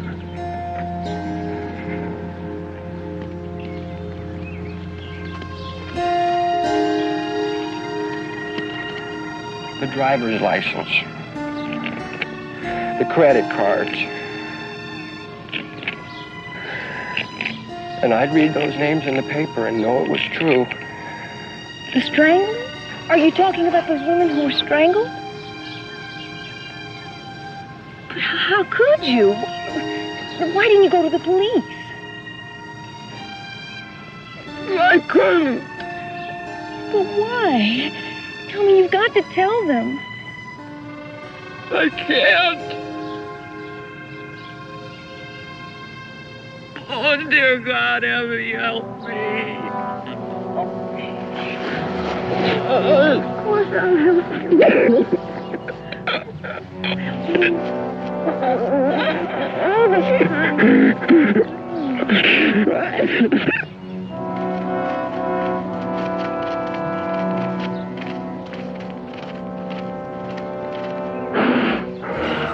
Tommy, I love you.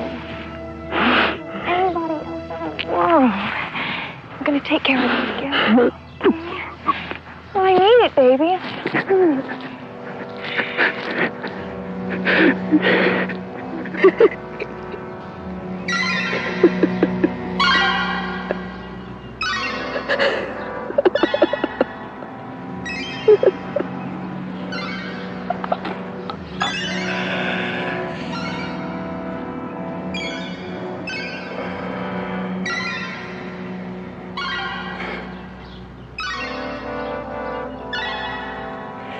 So you and Tommy are going to take care of things together, are you?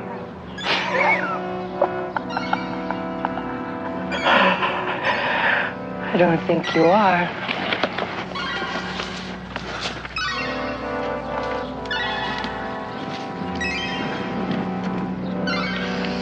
Do you know how long it's taken me to get rid of him? My sanctimonious brother? You're not real. My sweet, caring brother with all his loving advice? You can't be real. But he's gone for good. Just like you're going to be gone for good.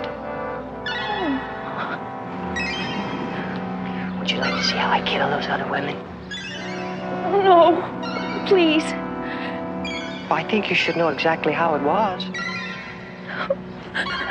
Except with you, it's going to be very, very slow.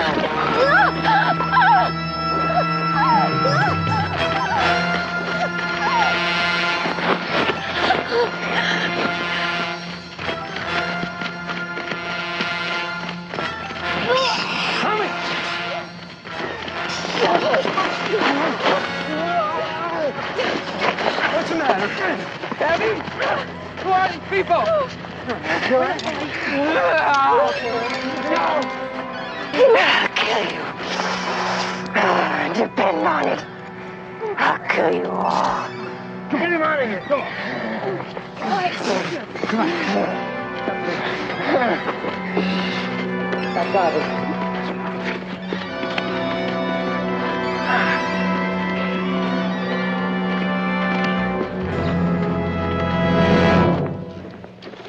Hi, Larry.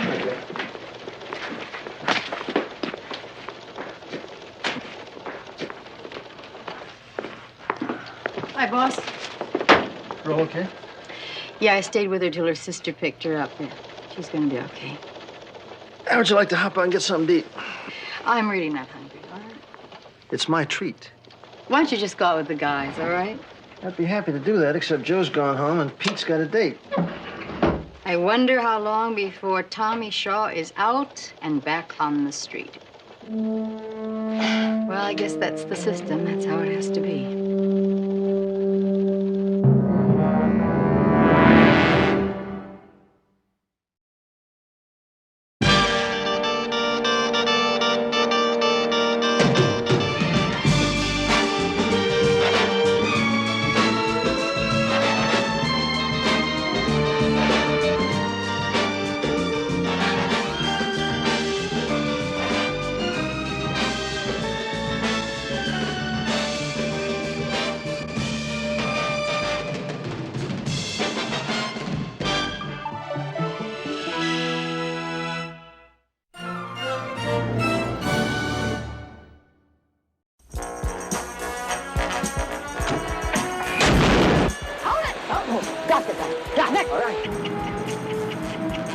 There's a ball in my car.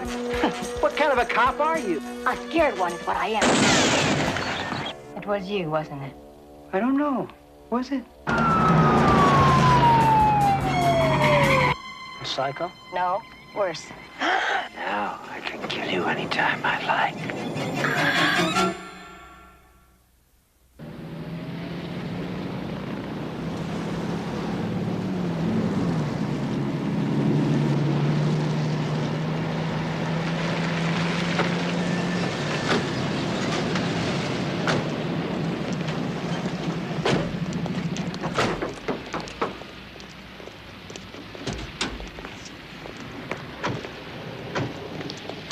We got time. We got time. You got an hour. A whole hour to change, get out there, get set up.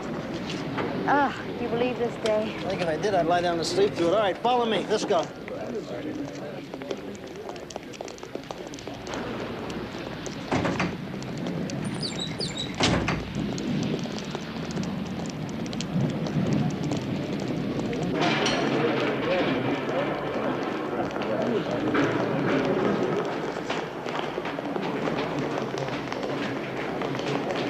I got friends on the street, lady. You know what that means? If I don't, you'll tell me. They'll die for me. They'll find out where you live. That's what it means, lady. You got a big mouth, kid. You know that? Oh, chalk up another one for the day. The air conditioning still doesn't work. I'll get changed. I'm gonna give maintenance another call. And that was 432, huh? 342, I think. 432. Yeah, this is Crowley. No, nobody showed up. Well, get on it, will you? Listen, I tell you what we can do. We can just take off all our clothes and stand around naked, and then we can call in the papers and let them see what kind of conditions we're working under. Wait. This place is falling apart, isn't it? Yeah, okay. Pete, what's up? Oh, they don't want to spend the night in the lockup without air conditioning. I tell you what, you tell those punks. If they get too hot, tell them to breathe on each other. Yeah, then you and Joe get in here. Yeah. Now, we got that pier set up as soon as... Did you just cut me off? No, I didn't touch it. My phone's not working again. I'm sorry, sir. It's the rainy Yeah, season. it's a lot easier in the jungle. This is a jungle.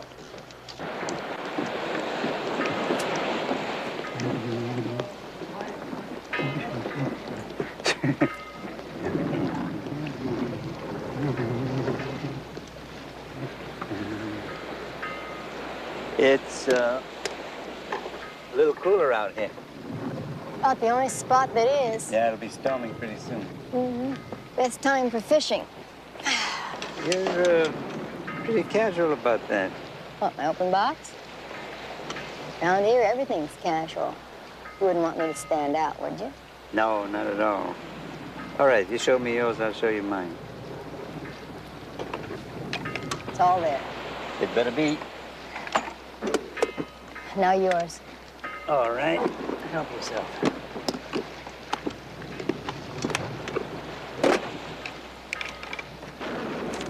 Same quality as a sample? Come on, I know who I'm dealing with. You don't have to worry. Look, friend, I'm not worried. I mean, I'm just the bag lady.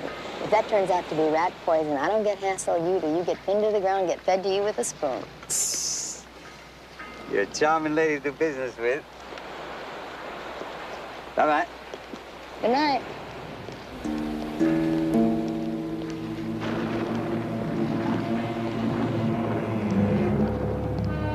The big fish is just bit. It needs to be reeled in. 12 by 50 to Unit 3. Suspect has the money. Be ready to back us up. Roger, 12 by 50.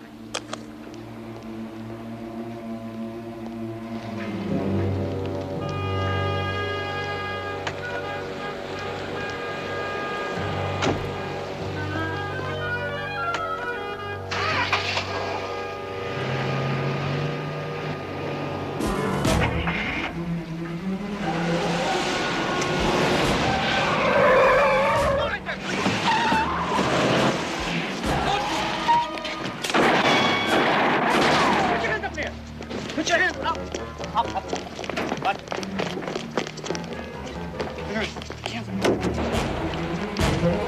Hold it! Don't move. Drop your gun. Drop it. All right.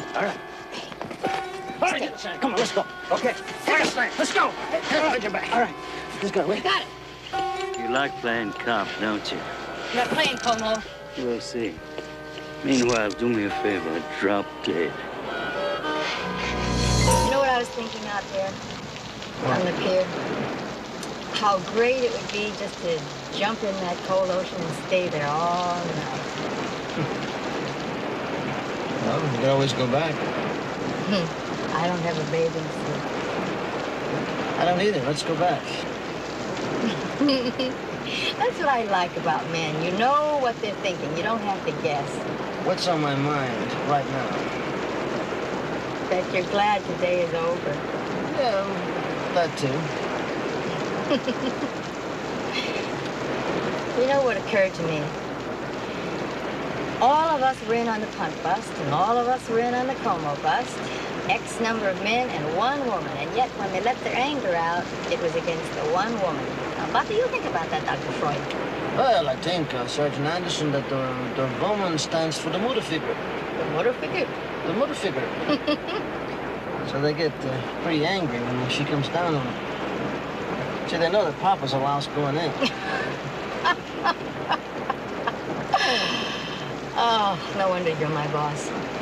It's been a rough day. You want to go to Vinny's? Sure, I'm easy. I mean, after I change, after I make out the reports on the punks, after I make out the Como report.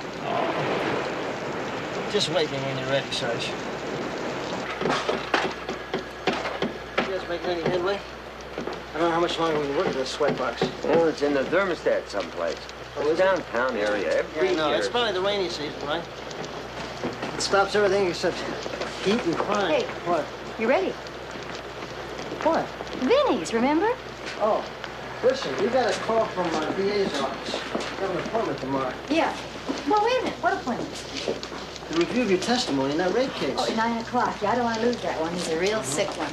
Well, you can scratch it. The defendant was beaten up in county jail. The case is off the calendar.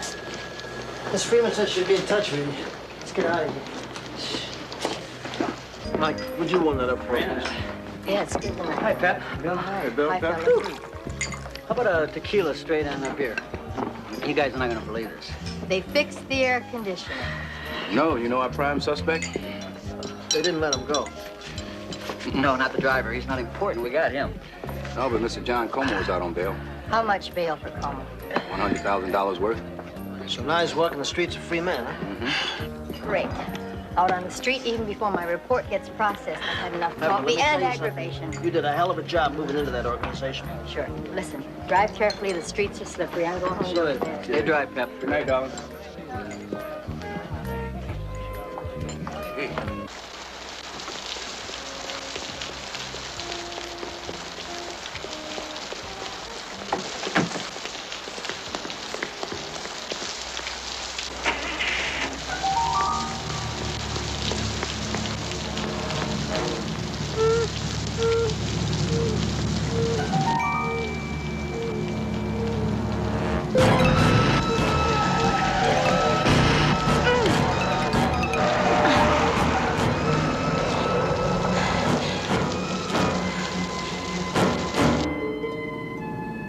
Hope that'll do it, Sergeant. It's been happening all over town. Like I said, when maybe you better just keep yourself available, okay? Yes. Still no answer. She's not home. It's not like Pep. She always calls in when she... Sorry I'm late. Well, where have you been? Well, I just had to get a little sleep, that's all. Well, what's the matter? You sick? No, not really. What's the matter, Pep? Huh? You don't want to get mad. Well, maybe I won't get mad. I'm telling you, you're not going to like it. Just tell me what it is, Pep, okay?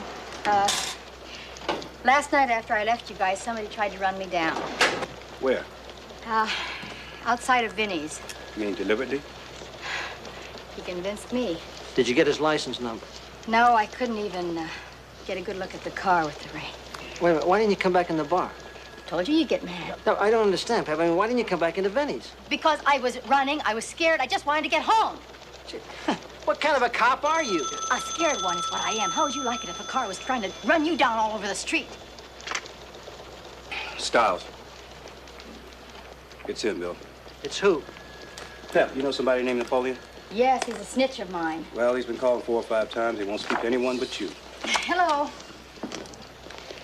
Yeah, how are you? Okay, all right, I'll meet you there in about 20 minutes. Okay, same place. What's happening in 20 minutes? He's got something good. Wants to see me alone. I'm going with you.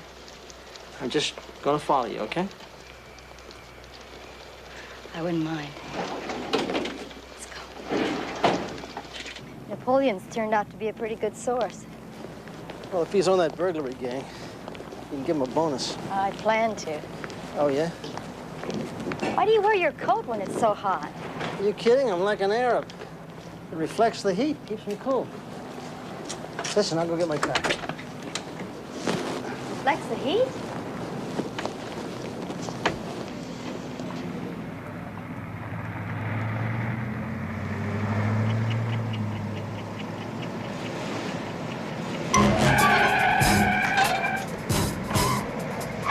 There's a bomb in my car. Get the bomb squad. This is 12Y54th and Ollie. The bomb squad. Move to.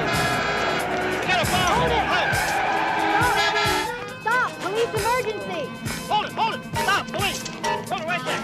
Hold it! Hold it! Get back! Let's get away. Come on.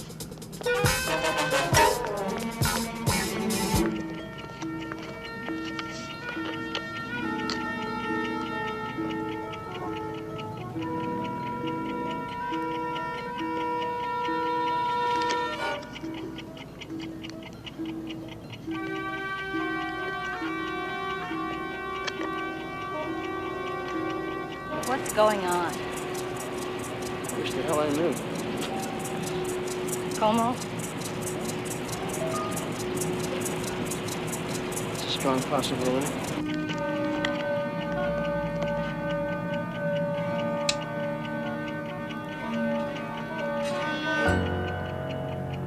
I'm Mr. Como's attorney, not his parole officer. Yeah, well, try to remember. He must have said something to give you an idea about where he went. Just that he'd be out of town until his arraignment. Would you explain to me, please, what this is all about? Last night, your client threatened me, and since then there have been 2 attempts on my life. I see. We won't Como brought him for questioning. Sergeant Crowley. Mr. Marston, I'm holding you responsible as an officer of the court. I promise you my fullest cooperation. You know, You said you could wear your raincoat, for God's sake. But Oh, you rolled the Napoleon's window. been calling. Sounds real upset. So I told him you had an emergency. There he goes again. I don't want you meeting him alone until this thing's over. Bill. Don't argue with him. Hello. Well, Sergeant Anderson, how does it feel? What? What? How does it feel?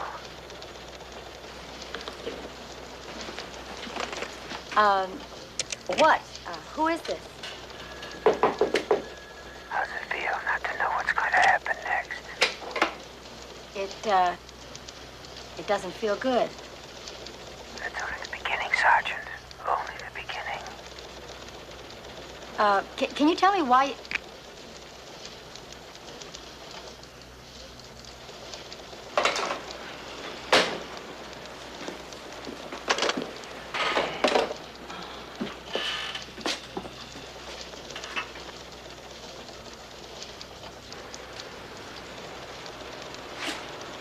Pete, I want a bug put on that phone. Also, I want a bug put on a home phone, okay? Right. That sound like Como's voice to any of you? I couldn't tell. Me either. Pep? How would you feel about having a guard placed at your apartment? You think that's necessary? Don't you? Fellas, I'm a cop.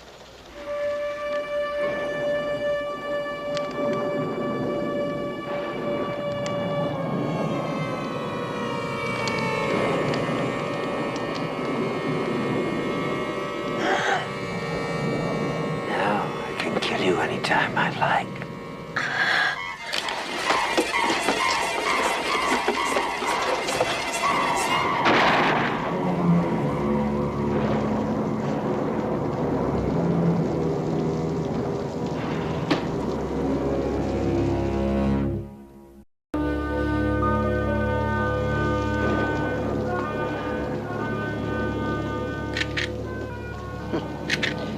It's a stage knife. He obviously wasn't going to kill you with this. He said I can kill you anytime I like. I can't figure out how he got in. The door downstairs wasn't even forced. He went out right through there. Pep, I checked all the windows. They're all locked. Now, you must have left this open. With that rain, I would never have left it open. It was locked. Well, we're going to have to find you a new place to stay till we nail this nut. Get dressed. Tonight you can spend it with me. Come on, get changed. I'll be downstairs. Hey. We'll drop this off at the lab.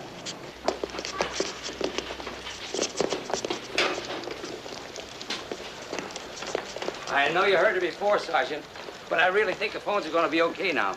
Yeah, fine. Every available man has been working through the night, including me. We appreciate that. Thank you. Really. Thanks a lot. Thanks a lot. Do you think Como had anything to do with this? I don't know. Pep, what about your friend Napoleon? He has no cause, Bill.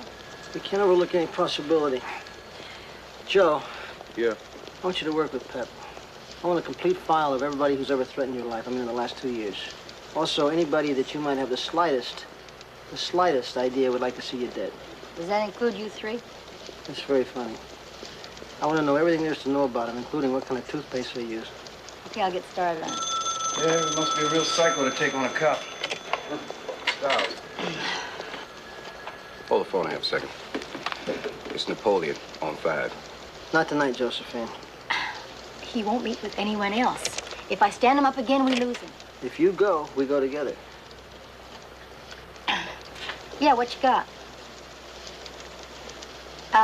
Listen, I can meet you, but there's a new department policy I can't do anything about. I have to bring my partner along. Mm-hmm.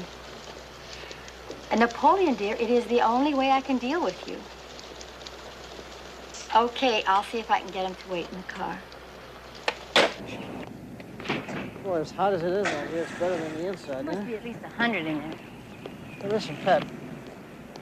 How sure are you that this snitch of yours, this Napoleon's not involved in this thing? You'll know when you see him. Yeah, well, I'm not forgetting that he's the one you're on your way to meet just before that little bomb incident. You are okay, aren't you?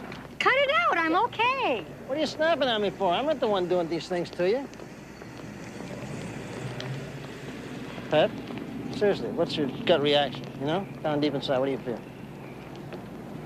Well, I've been shot at before, people trying to blow me away, but this just feels different. How? How does it feel different? It feels like somebody's trying to push me over the edge, drive me a little crazy.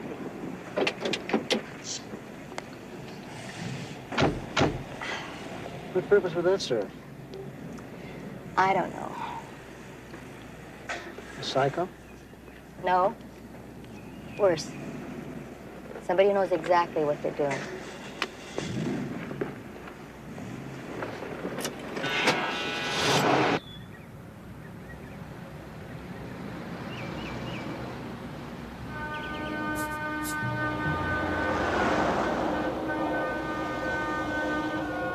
I wonder what Napoleon's got. That gang's M.O. And their hangout, I hope. Sure is hot.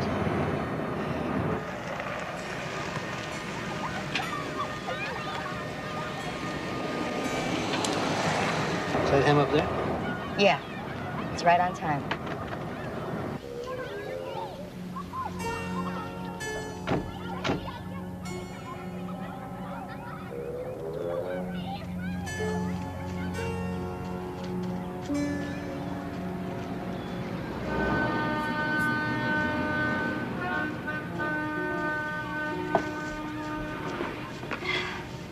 nice of you to show this time. I told you it couldn't be helped. Aren't you hot? I never sweat. Is that your partner? Mm-hmm. Tell him to keep his mouth shut about me. I got a lot of contacts, see, and they wouldn't take kindly in my talking to cops. Right. You bring the money? How much? How much? You know my limit's $50. So,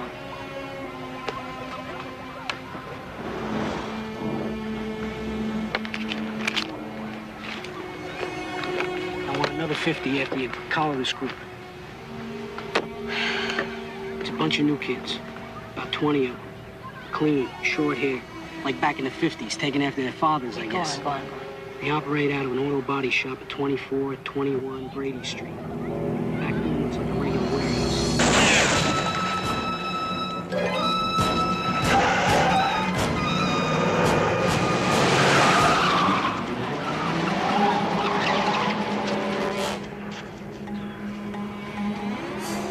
I told you they'd do something if they found out that I was talking to you. I told you. Hey, what are you doing?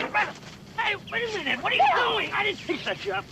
Oh, Give me your come on. cuffs. He set you up. Give me your He didn't cuffs. have anything to do with it. Give me the cuffs. You think I'm a nothing, don't you? You know who I am? You know what I can do? When they needed me in the war. Look at when him. they needed somebody to crawl into those bellies and shut up for those airplanes. Ah. Look! Somebody tried to kill me, so I get arrested. Come on! I didn't do anything. Well, sweetheart, you've done it again. What can I tell you? It's a furnished apartment. It's supposed to be the guys.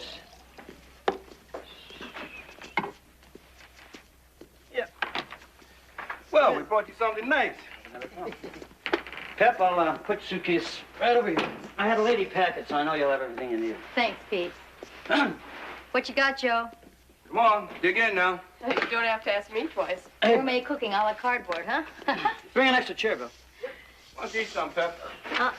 Well, I'm on a new diet, Joe. It's called Run for Your Life. What about Como? Did we hear anything? Oh, yeah. Como's arraignments in the morning. Did you come up with any more suspects yet? No, just those 5. You can scratch 3. They're in prison. And we're working on the other 2. Now, what about Napoleon? Had him sprung. Good. We'll see. At least his information checked out. Hey, Pete, we had that auto body shop staked out. All right, that's a good idea. Yeah. How long am I going to have to be cooped up here? You play gin? Gin. Well, you weren't kidding when you said you played.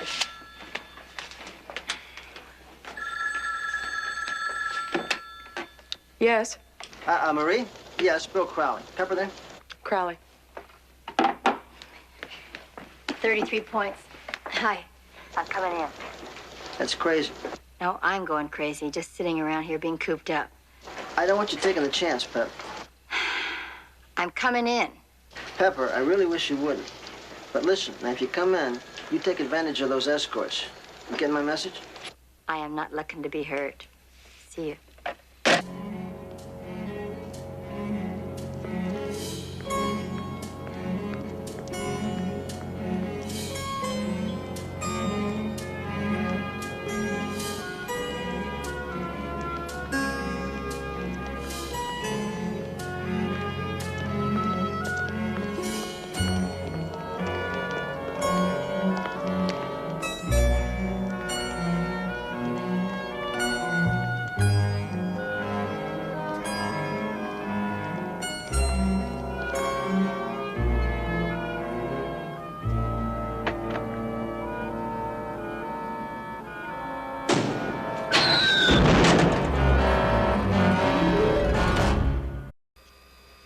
Talcum powder. Obviously, we have no control over this. He's just gonna kill me whenever he feels like it, right? But, Pep, if there's something you think I'm not doing, just spit it out, will you? I guess I'm not willing to admit how really scared I am. I'm sorry, Bill.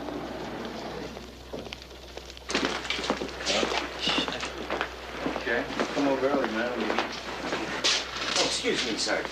Yeah? Only fair to tell you it's going to be a couple days yet. The compressor. Even with overtime, we can't get it done. Good man. I tell you, I don't think we can stand it for a couple of more days.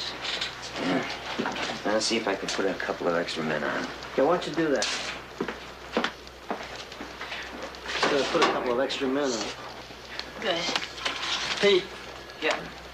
anything from the lab on that second note? Not much. Well, no. Came in this morning. Just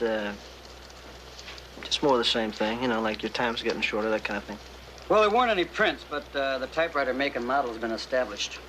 Also, the letter F is very unclear on that machine. Top part's much lighter than the bottom. What about the knife? Nothing? Nothing. That's all we got so far, nothing. You know, the weirdest thing about this guy is the way that he's willing to try anything. He doesn't care what he tries. Maybe that's why he gets away with everything. We couldn't even get anybody to identify the car, much less the license plates. Most we got is the fact that he needed body work. Ah. I found a parking ticket I forgot to take. Sergeant Anderson. The game is finally over, Sergeant. Now you're going to die.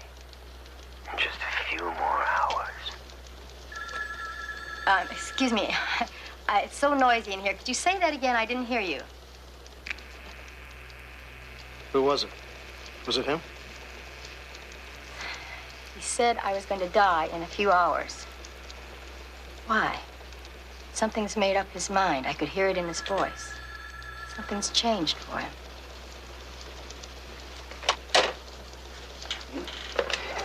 Hey, Joe. Yeah. Do me a favor, will you? What's that, buddy? My car's in the garage. How about bringing it around to the service entrance for me? Got it. You want to take a walk with me? How come he always knows where I am? I'm assigning 2 policewomen to stay with you at my place. It's not necessary, Bill. Come on. No, I'll stay at a hotel. Pep, I know how tough it is. I mean, anybody would have the shakes in this kind of a I situation. appreciate what you're saying. Bill, we're looking for a killer. It just happens to be mine. I'll be okay.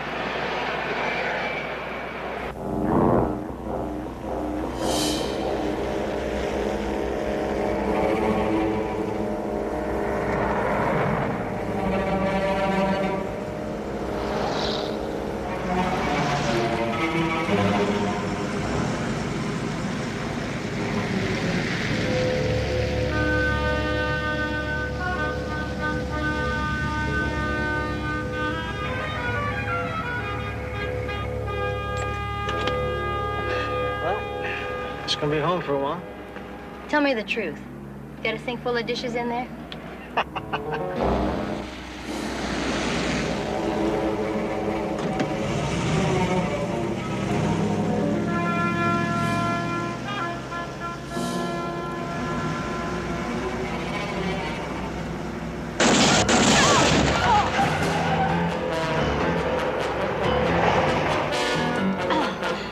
He meant it that time. Bet he did.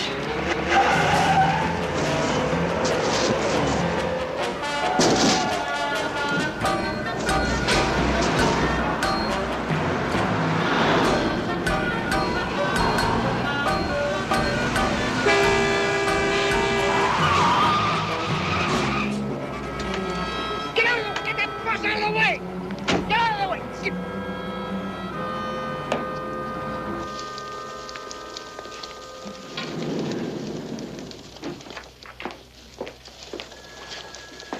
I'm looking for Sergeant Crowley. Oh, he's right over here.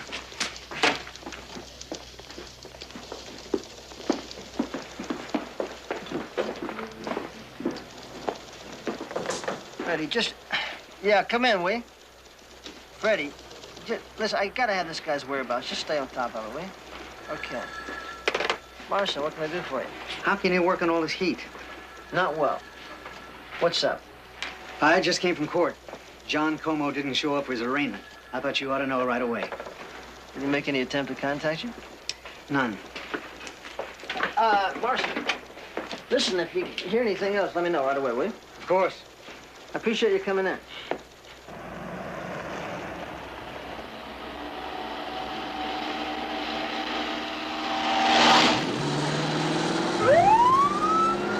This is 7910 requesting DMV on 76 Triumph, California license 549, boy Adam K. Roger, 7910.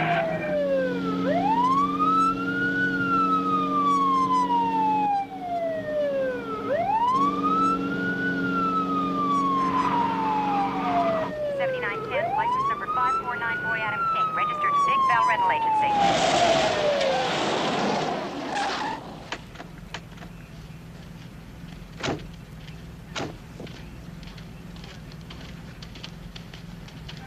Good afternoon, sir. Afternoon. I was barely doing 60, officer. May I have your license, please? Sure. My insurance rate will skyrocket if you give me a ticket, you know. Well, I clocked you at 62 miles per hour, which is 7 miles over the speed limit. Sure. You know, you hardly see anybody going 55 anymore. Look at that.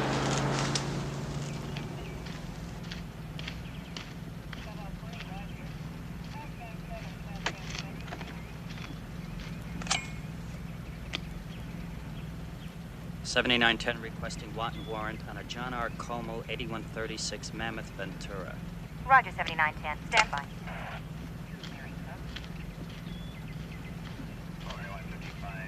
Mr. Como, would you mind turning the engine off and getting out of the car, please? Oh, sure. Certainly.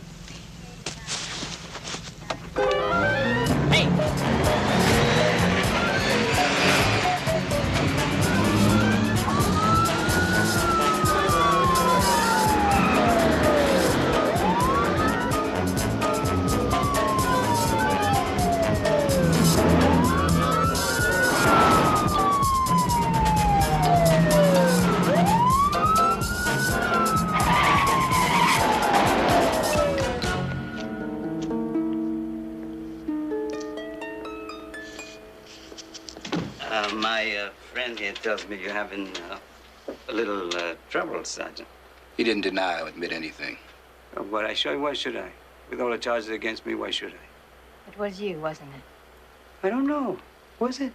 Como? You see, the charges against me now are dealing narcotics, jumping bail, resisting arrest. And now you want to add on assault with attempt to commit murder. Go ahead. But, and here's the catch, you'll have to prove it. Are you saying you didn't attempt to murder Sergeant Anderson? No, I didn't say that. Did you hear me say that? I didn't say that. What did you say, Como? What I did say was... Well, I'll tell you what I didn't say. I didn't say that I did do it. You get it? Hey, when do I see my lawyer anyway? Stands to reason he wouldn't admit it. Yeah, Como was really enjoying himself. What do you think, Pep? Como? I don't know. Probably. Well, we only had 2 other suspects, and neither of them was in town. And the 3 in prison? No, 2. DA's office called again. The one in Chino died from a beating. Oh, he died, huh? Yes, they said. Now, Como was the only one who had any reason to kill me. There just isn't anybody else that makes any sense. Well, he's not going to bother you or anybody else for a long time to come, believe me. Pep, why don't you take a few days off? Now, I'm all right. I'm just so glad it's over. That's a good idea, Pep. Get a little time to relax. Where would I go? I mean, if I stay home, I have to clean the house. I'm okay. What about the mountains? All right. My sleeping bag has a hole in it. I can fix that. Fred McKnight has a cabin. He told me anytime I wanted to use it to feel free. I'm fine. It's 3 hours from town, it's on a lake, and there are no telephones. No telephones? You know, the 2 of us could use a little R&R, you I know? love the mountains, huh? Cool breeze, Definitely. really nice nights. No telephones? What do you say? I could use it. Could I leave in the morning? You got it. It will be a little cooler in the mountains. However, if only a little. Expected temperature 75 to 76 degrees. Add to this a predicted 102 degrees in the high deserts, 100... Yeah, those crooks could have opened a warehouse with all the goods they got. Again, I feel a little sorry about the way I treated Napoleon. What's that, the report on Como? Yep, almost finished. Oh, Bill, hold it.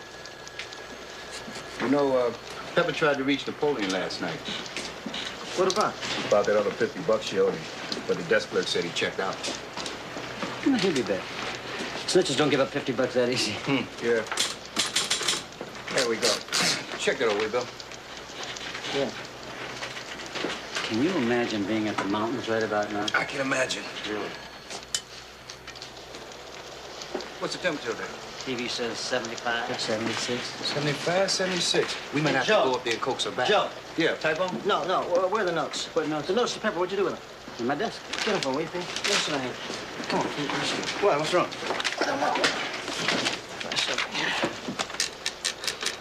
You know how that F doesn't strike evenly in the notes? Yeah. Mm-hmm. It's a same thing in this report Joe just typed. Look at this. Those notes were typed on this machine.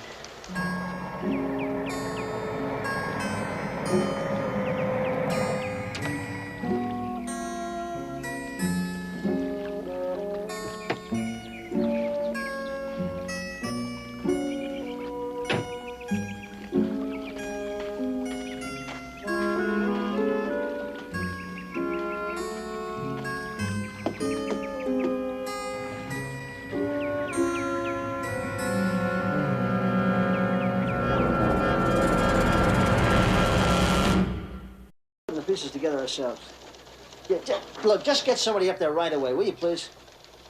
Okay, thanks very much.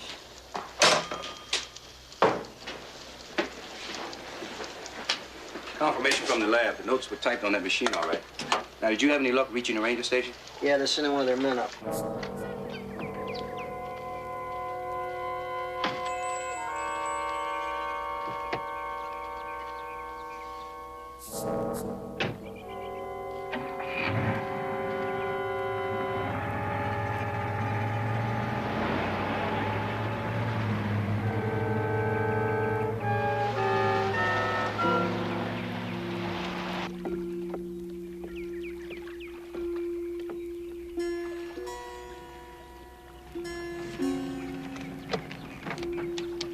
This is Atkins. Put me through to Ward.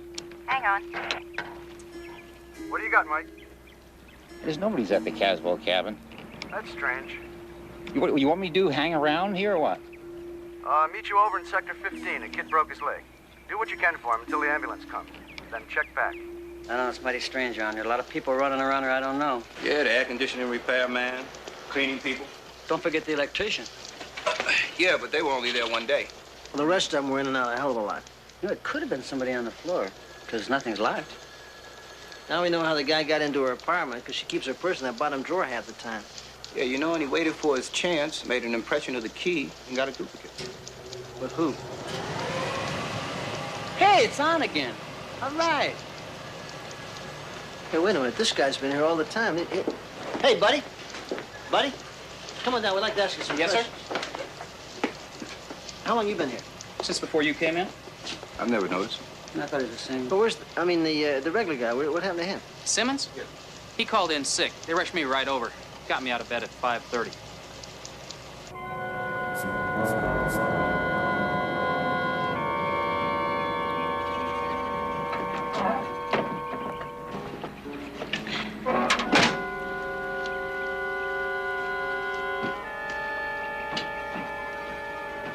Yeah, well, you keep checking. Believe me, it's important. She still hadn't arrived yet. Did you find out anything? Full name, Daniel J. Simmons. Doesn't mean anything to me. That kind of rings a bell. He doesn't have a record. Okay, got it. Look, check him out. Now. Okay. They're sending a couple of men up to his house.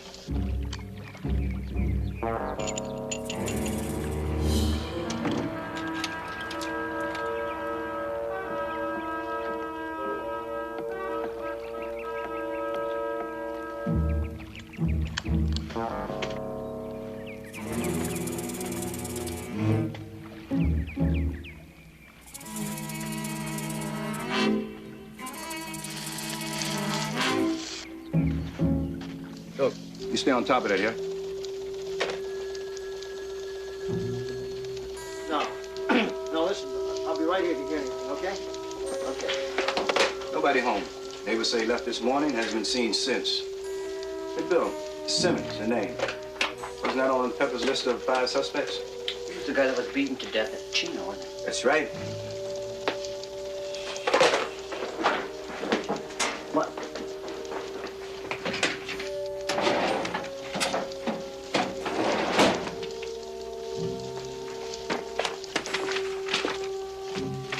Here we go. Father's name. Daniel James Simmons. All right, let's move. Let's go. Okay. Yeah, Captain Cross, this is Sergeant Crowley. Listen, we got a problem here. We gotta have a chopper right away. I don't care about that. Let's get one from the sheriff's department.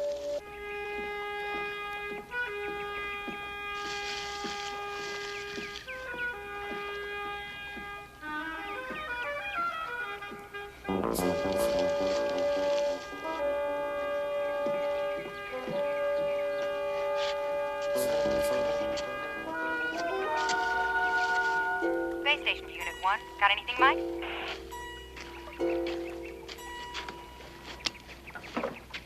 Somebody's car is here. Another one been parked down the road, but there ain't nobody in the cabin. You got a description?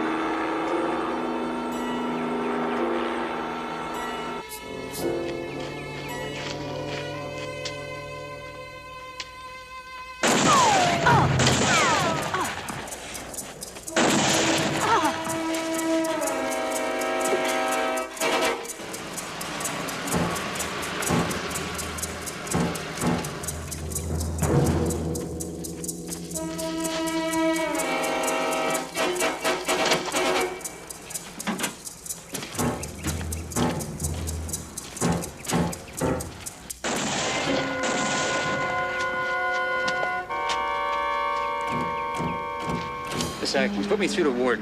Just a second. Yeah, Mike. Yeah, there's some shooting going on. Sectors 36, 37. I'm gonna check it out. Yeah, well, I'll send Bonner to help you. Be careful. Roger, out.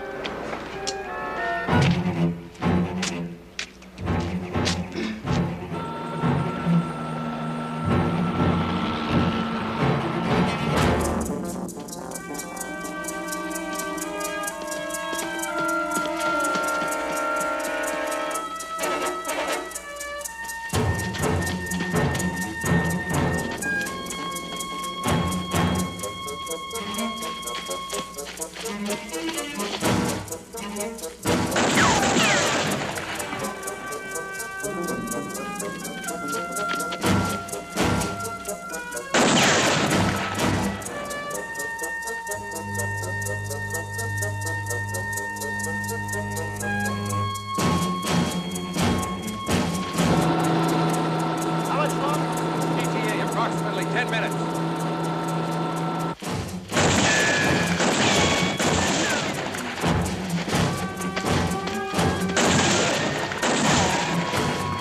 Don't move.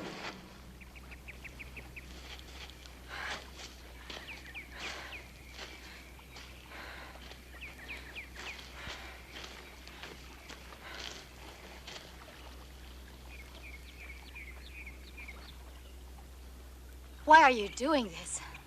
For my son, Jimmy Simmons. You remember Jimmy, don't you? Sergeant Anderson?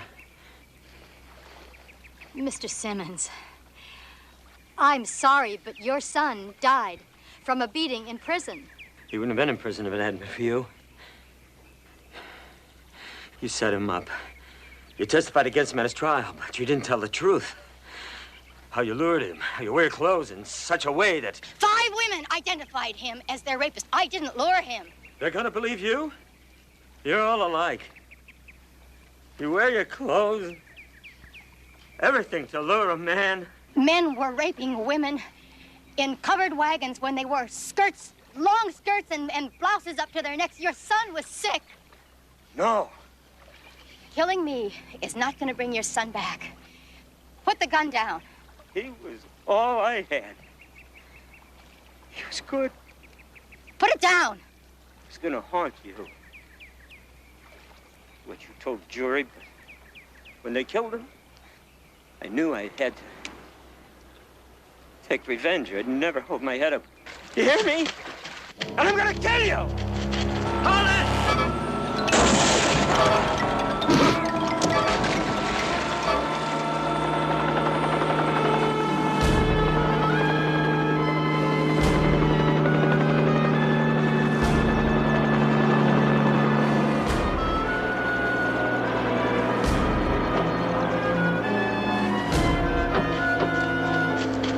Listen, If I lost my kid, I'm sure I'd go crazy, too.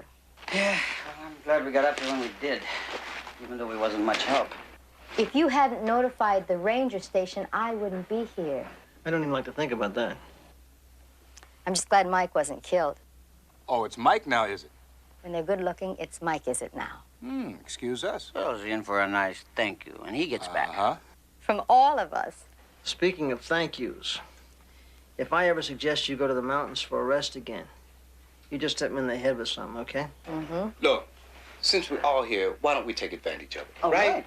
Good idea. Thank you. You like to chop wood? Pete doesn't mind. And you like hauling water half a mile? Bill will love it. You don't mind sleeping with mosquitoes? He never seemed to bite me. Have a great time, because I am going back to my apartment. Dr. Freud, anybody want to lift back into town? I wouldn't ride with anybody that talked like that.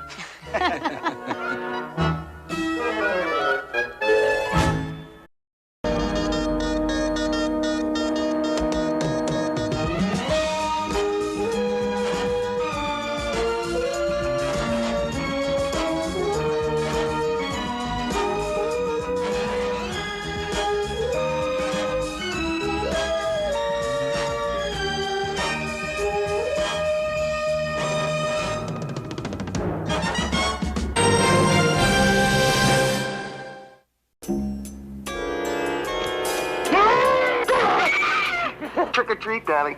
In case you haven't been listening, Charlie, I enjoyed the lunch. But the matinee turned out to be a rerun of something I didn't particularly enjoy the first time around. You may be a cop, but you're breaking the law, pal. Someone picked the lock, dumped off Miss St. Clair, and then just vanished? Yes. Kissed the girls and made them die!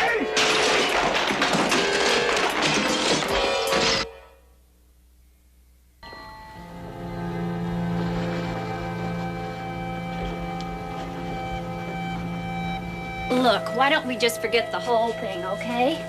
It's late, and I've had a couple of prospects waiting at the office since 12:30. I mean, I don't mind blowing a cell for a good reason, but this is ridiculous.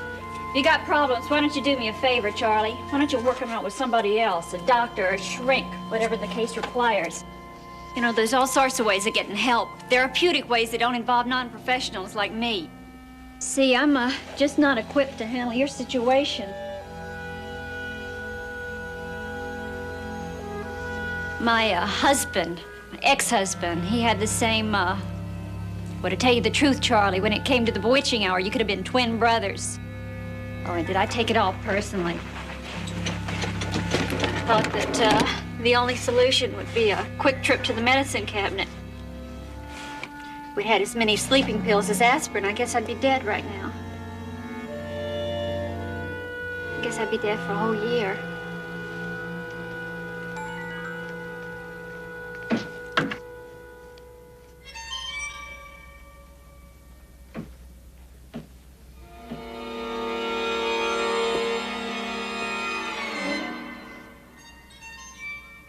In case you haven't been listening, Charlie, I enjoyed the lunch. But the matinee turned out to be a rerun of something I didn't particularly enjoy the first time around. So, when you're all zipped together, I want to be taken back to my office. At least if I can make a sale, the day won't be a total loss. Hey, you wouldn't be interested in a nice duplex, would you? One with an enclosed patio and a heated pool?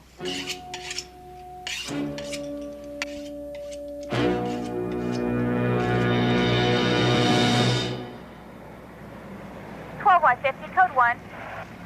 12Y50, go. 12Y50, what's your ETA to court?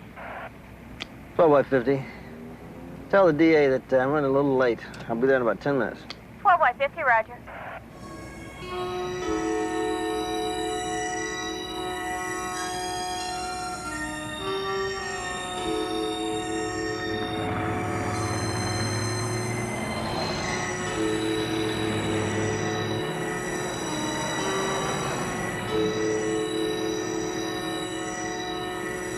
Y50, requesting warrant on 396 Paul Edward King.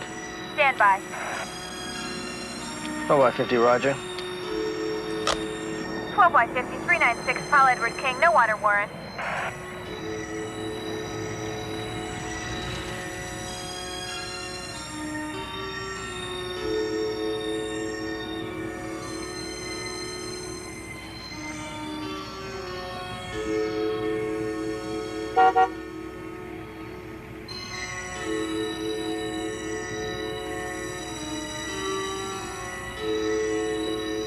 Pull around the corner. Just pull around the corner.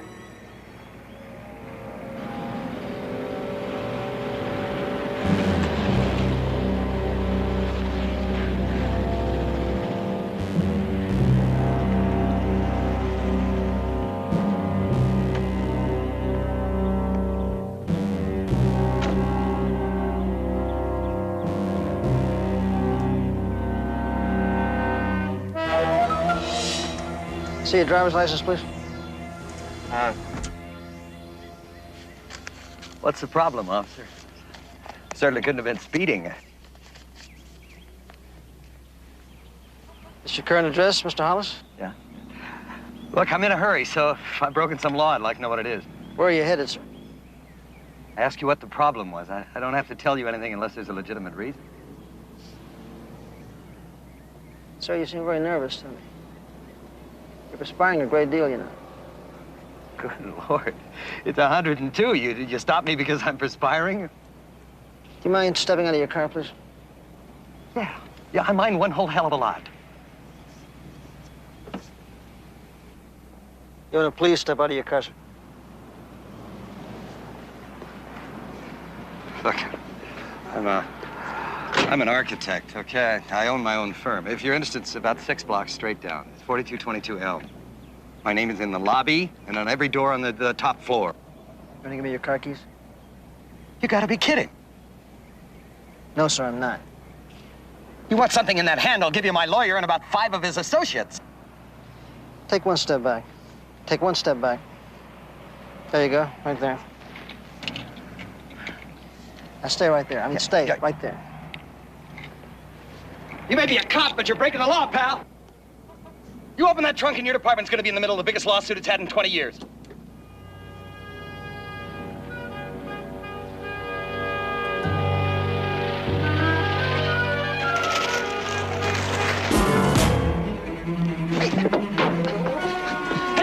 Call the police! Tell them officer needs help and get an ambulance right away!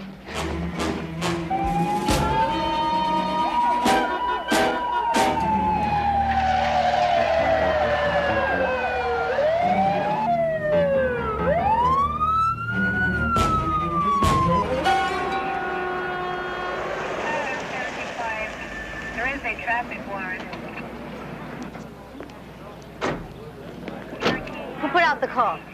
We think it was 12Y50. A citizen saw him take off after the driver of that car. What's this ambulance here for?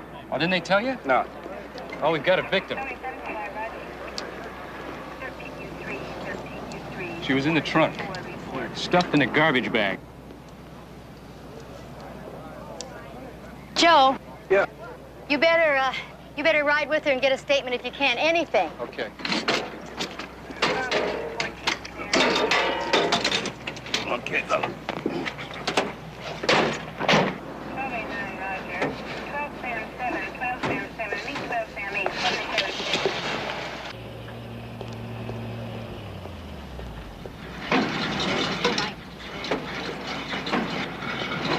That's it.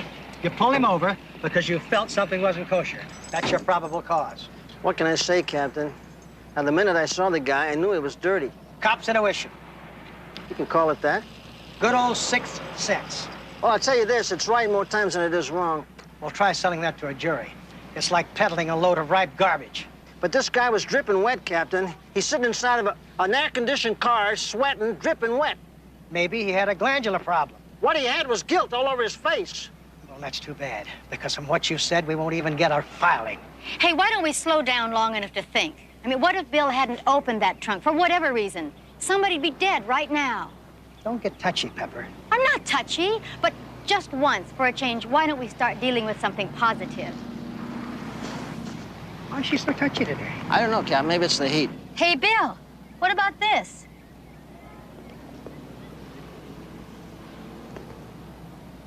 That's it. You had to have seen that, Bill. That's your probable cause right there. Come on, Bill, that's blood. That's physical. That's the strongest PC you can have. No, the blood wasn't on the bumper when I stopped the car. I'm sorry. I'm sorry.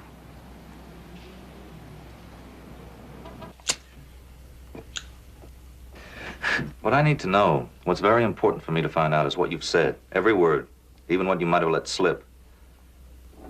All I did, buddy boy, was make my one phone call to the tennis club where I knew you'd be.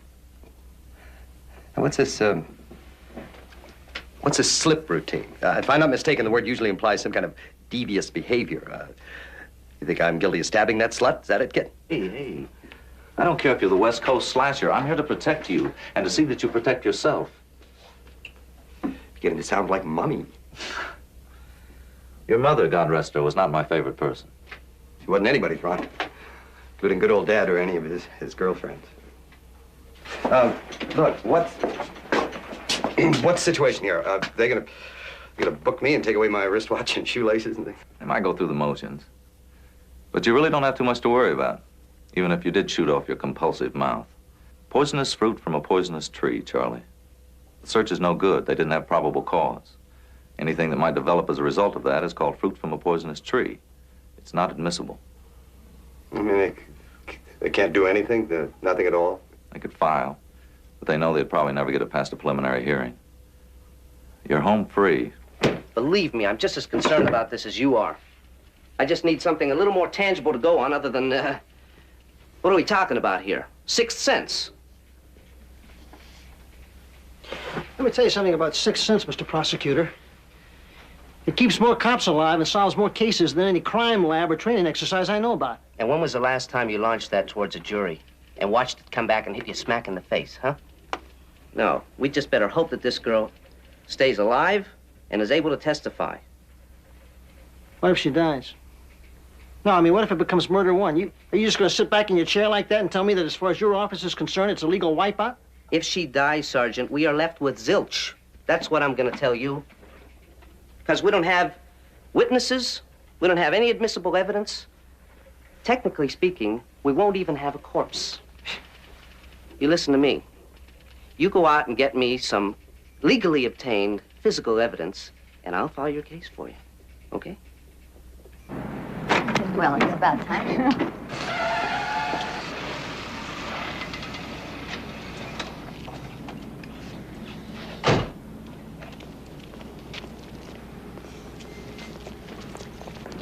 Well, I see it went about as well as we expected, huh? Just once, I'd like for the public to get a good close-up look at our judicial system. Just once. How are you? What are you doing in that clown suit? I thought you were working advice. All good things must come to an end, Billy. She had a little trouble with about 50% of the investigator's exam. I did better than that on my driver's test. So they dumped me back in uniform, put me behind a desk at Southeast Division. You better be careful. That's a good way to put pounds on places you don't want to put pounds on. In this thing, who could tell the difference? Crowley.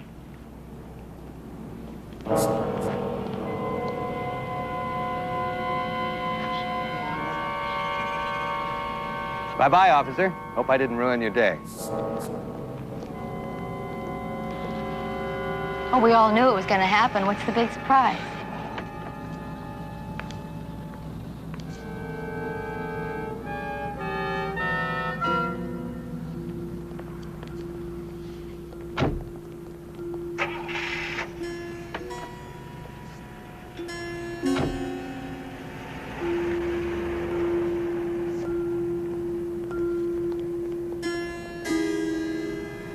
Listen, if you don't mind, I'll take you up on that pizza some other time. Sure, go do your thing. All right.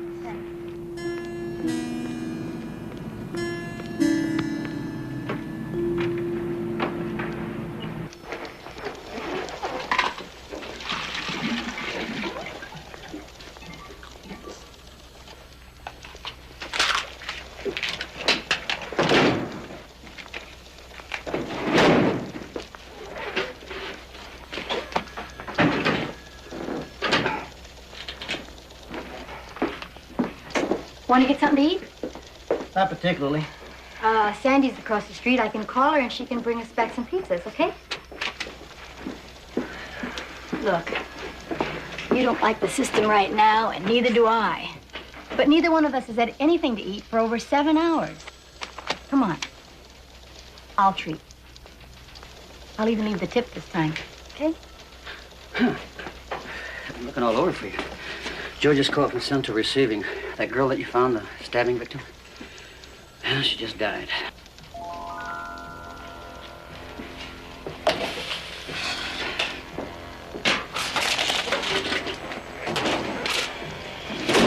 Okay. As far as I'm concerned, we got a whole new ball game with a whole new set of rules.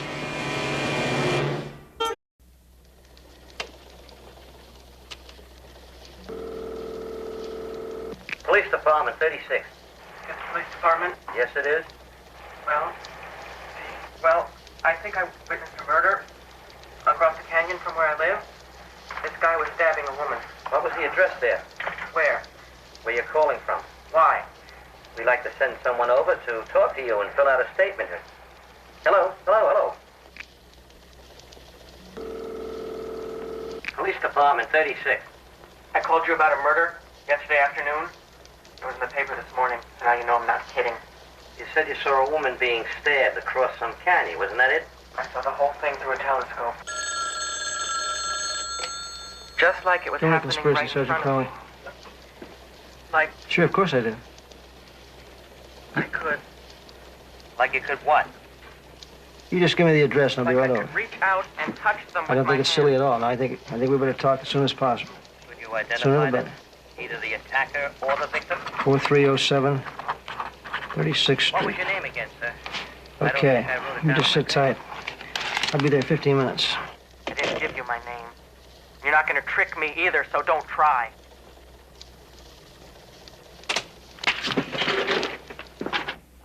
I suppose you could say it was a practical joke, especially knowing Charlie like I do, but there was something strange beneath it, something almost cruel. I'd say he was trying to warn you. Maybe even punish you for something. Seeing this thing in the dark could give you a heart attack. Oh, mine's been broken too many times. You know, Hemingway said, getting broken makes you stronger. He said that in The Sun Also Rises, and it's true. I suppose that is how I've been able to survive so many incredible things in these past 30-odd years. You are a prostitute, aren't you, Miss Wallace? So, the cop's mind works like the mind of every other cop.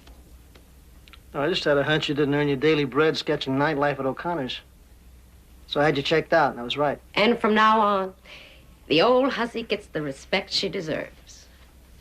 I think our friend Hollis is a psychopath, and I also think he's killed more than one girl. You can help me by telling me as much as you know about this guy, simply and honestly. I met him at O'Connor's. I suppose you could say we were attracted by a mutual interest in art. On occasion, I helped him find companions. You didn't date him yourself? Just once. Right after we met, he took me to dinner, then back to a place he keeps. He keeps a place? Presumably for entertainment. Where? I'm not sure. It's in the West Hills section. It was dark. Tell me something, this date, is it what you'd consider a normal date? You're asking me whether he ran the bases like every other little leaguer. I couldn't say. It never got that far. Why not? I chalked it up to conscience. He's a married man, you know. Yeah, listen, this place that he keeps, you think you could find it again? I really don't know.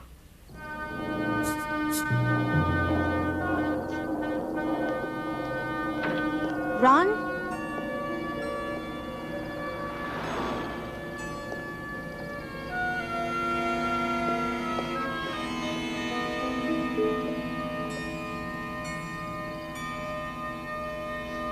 Ron? Smile! You're on candid camera.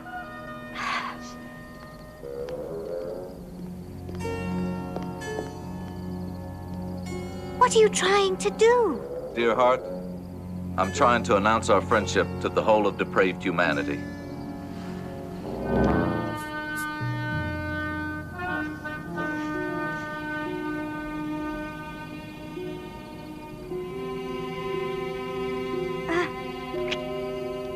When you act like this, you're You're no better than he is. I'm sorry. Look, I act like this. I drink too much because I'm going out of my mind. From sneaking around corners, from sneaking around motels, from sneaking in phone calls. Hell, baby, I'm scared half the time and I'm going out of my mind. I just want a life for us. Something. It can never happen. No! That's finished as of now. Look, he's a very confident man and very, very vulnerable. We've never had a better chance. It's just a matter of playing a game with the police. And I think I know how. How's this along here? It looks like the area, but I told you, at night, with a couple of martinis, it all looks kind of bleary. Wait, stop. What? Stop, back up.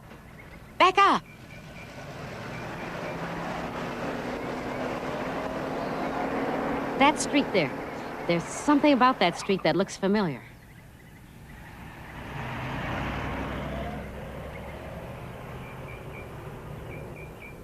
See anything? Yeah, hold it. Right up there.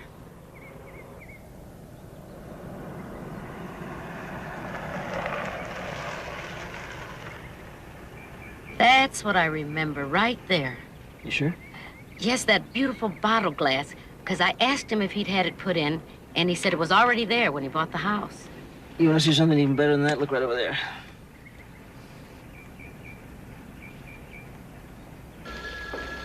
Pepper? I don't believe this. Hello there, stranger. You look pretty spirited. Madame Toulouse show you her etchings? No. But she did show me a little hideout up on Woodley Canyon where Hollis takes his girls. And guess what was on the front lawn? Fertilizer. A for sale sign, and the realtor was Pamela St. Clair. So, no, just stand there. Let's go. Where do you think you're going? You and I are going to go to a search warrant, and then we are going to take that place apart. You.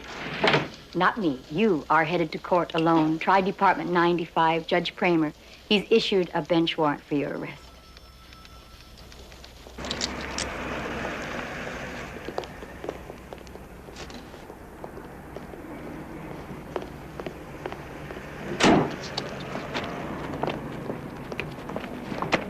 Hey, William, what are you so hacked about? Listen, I don't believe this. I missed a court appearance because I stopped to bust some guy who's got a mutilated woman in the trunk of his car. So what do? They kick him loose. I mean, not even a filing. Me, some idiot judge now wants to toss me into the slammer. Hey, listen, at least you've got a little pizzazz in your life. My first day out from under a desk, they send me out to take a Peeping Tom complaint. Some pimply-faced kid up on Stratford Drive with a telescope. See. Hey, Sandy. Listen, are you alone? Why, Sergeant Crowley, what a personal question. No, listen, I'm serious. This might have something to do with what I'm working on. A peak fridge? Yeah. You got yourself a passenger. You can't shine on that nasty old judge, William. I'm beginning to have more and more respect for that investigator's exam.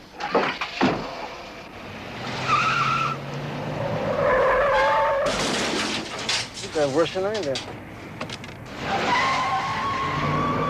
Okay, Sergeant, why don't you come right this way and I'll show you what I mean.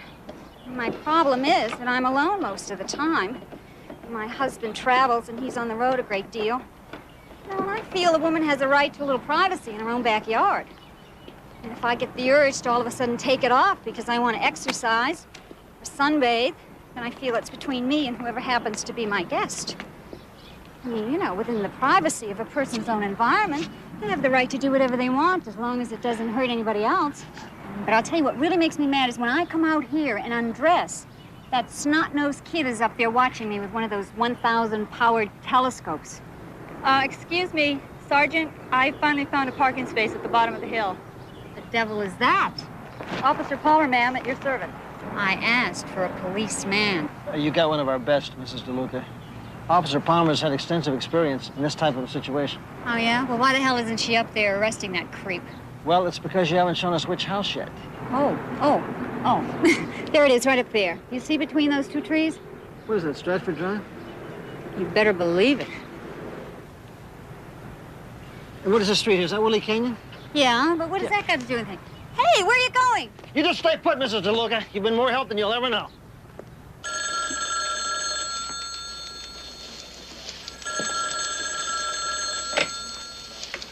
Criminal conspiracy. Stiles? May I talk to Sergeant Anderson, please? Down at office right now. Would you like to leave a message? Yes. Would you tell her that Mrs. Hollis called? Mrs. Charles Hollis. She can call me at 555-8383 if she gets in within the hour. Otherwise, I don't want to be disturbed. Okay, I'll tell her. Thank you.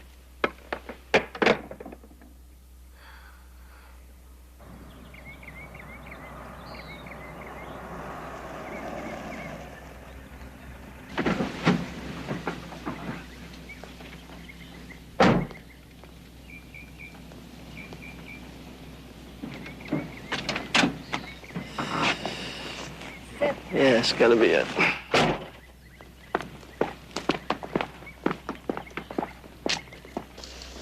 Pepper. I guess old Judge Kramer must have tossed Bill in jail by now. Maybe. I haven't seen him. But you got a phone call. Oh. Hollis's wife.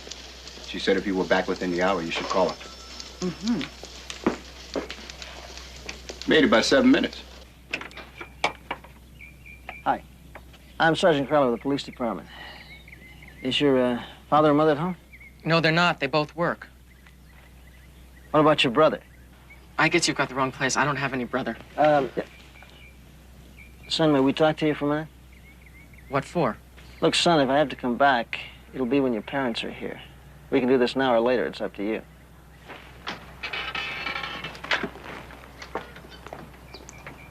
You want to hear something funny? There's a woman down there that's kind of an exhibitionist. She's got the impression that somebody's been watching her through a telescope. Down there? Can I look through it? Sure. Thanks. Oh, yeah. Yeah, that's the house, all right. You wouldn't believe what she's doing right now. Maybe she ought to see a psychiatrist. This thing is really powerful. Really something. Say somebody committed a murder over there. I'd almost feel like I could reach out and touch him with my hands. Well, you want to talk here, son, or you want to talk back at headquarters?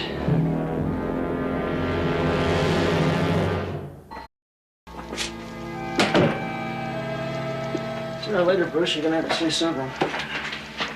Even if it's just to tell me that you're thirsty. So why don't you talk to me now? Look, I know you saw the murder. I know you called the police. You obviously wanted to tell us about it. You just didn't want us to reveal your name and address. I understand that. You see, now it's all out in the open, Bruce. I mean, we know who you are. We know where you live. So there shouldn't be any more problem. We'll just work together and work with you as much as we can. What do you say?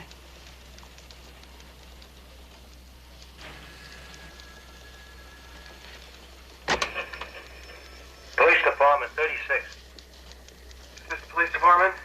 Yes, it is. Well, I think I witnessed a murder across the canyon from where I live. This guy was stabbing a woman. There's another one on there, too, following morning. Would you like to hear it?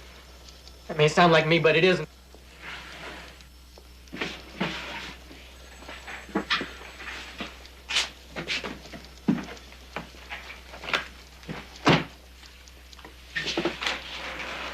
That's the victim. That's the woman you saw. One of these is her attacker. The guy who stabbed her 7 times. Now, if you don't want to say anything, that's fine, Bruce. All you got to do is just lift your hand up, tap the guilty one.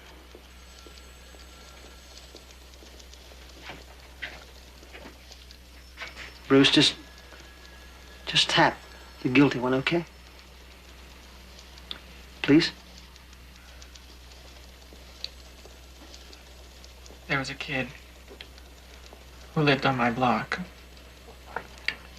An older kid named Eddie. One of his favorite tricks was riding around with a pellet gun, shooting at other cars. One day I was driving home with a friend. And Eddie came along and shot out the back window.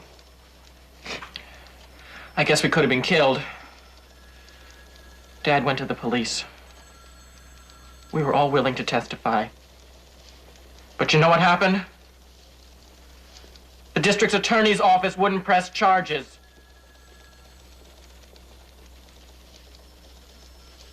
About 6 months later, I was walking back from the movies, and Eddie jumped out at me from behind some bushes. When I woke up, I was in the dirt with a busted nose. He said if I told anyone, he'd burn down my house with everyone in it. And I knew he would, because he was crazy. So guess what? I never said a word. Not even to Mom and Dad. So now, you're talking to me about voice tapes and hassling me about my conscience and asking me to testify against someone who's even crazier than Eddie. Well, what if I do? And you have to let him go. Can you guarantee he'll never jump out at me with a knife and kill me the same way he killed that girl?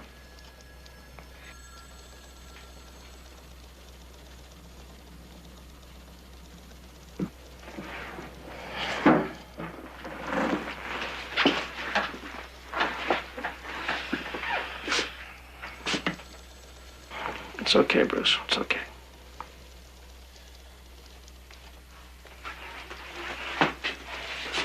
Come on, my friend. I'll take you home. You know, if we hurry, maybe we can get there before Mom and Dad even knows you're gone.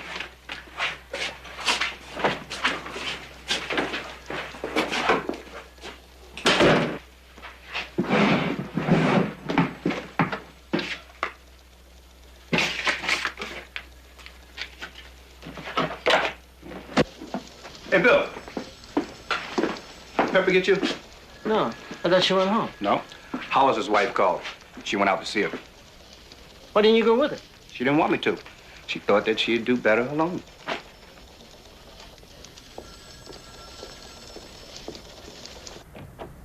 I'm sorry it took me so long. Please, come in. Thank you. Come in, please. Would you believe my car wouldn't start, and then about 3 blocks from here there was a school parade. The band, or whatever it was, gave a concert right in the middle of the street. Oh, yes, that seems to happen about once a week around here. Can I get you a cup of coffee or a cold drink or something? Oh, no, I'm fine, thanks. I really don't know how to begin. I suppose the real truth is I'm terrified. I can't live with my husband anymore, and if I try to leave him, he'll kill me. You mean he's actually threatened that? Oh, yes. Yes, he's actually had his hands around my throat and tried to choke me. You see, we were never really...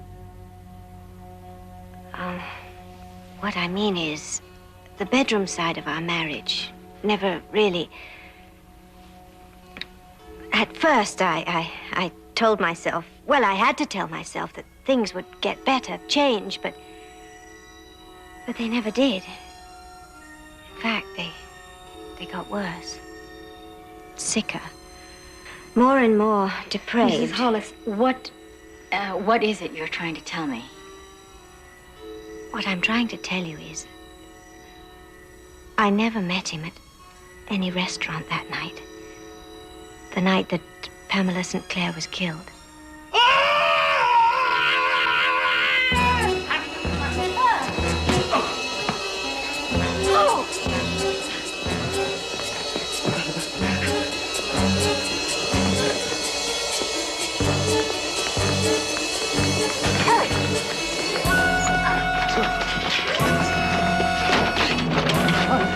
You better let me in, girls.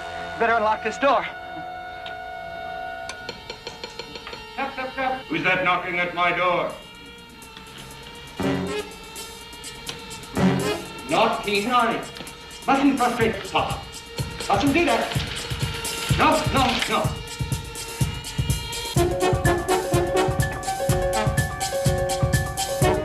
Peter, pumpkin eater. Had a wife and couldn't keep her. You put her in a No. You put her in a pool house shell, and there he killed her very well. Oh, that's the bathroom. There's no other way out of here.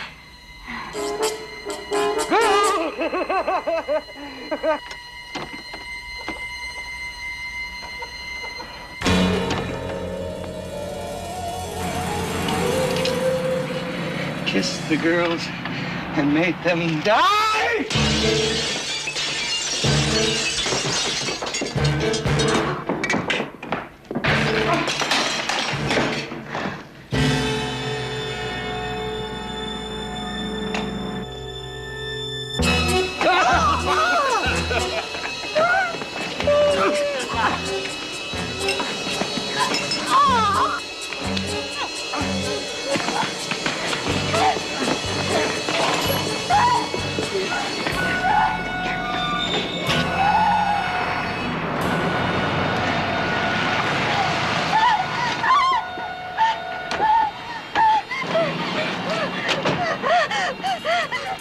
Where's Pepper?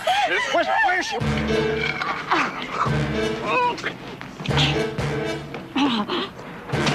Hi, freeze! Hold it! Right there!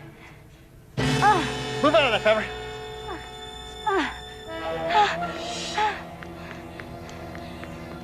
Hey, hold it!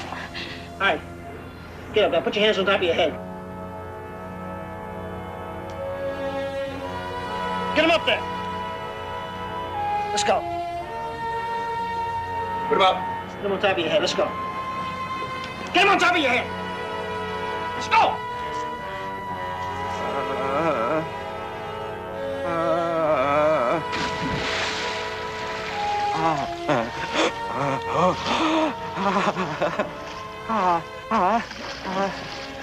Little Jack Horner sat in a corner eating his Christmas pie. He stuck in his tongue and he pulled out a plum and he said, "Oh, what a good boy am I. What a good boy am I. What a good boy am I."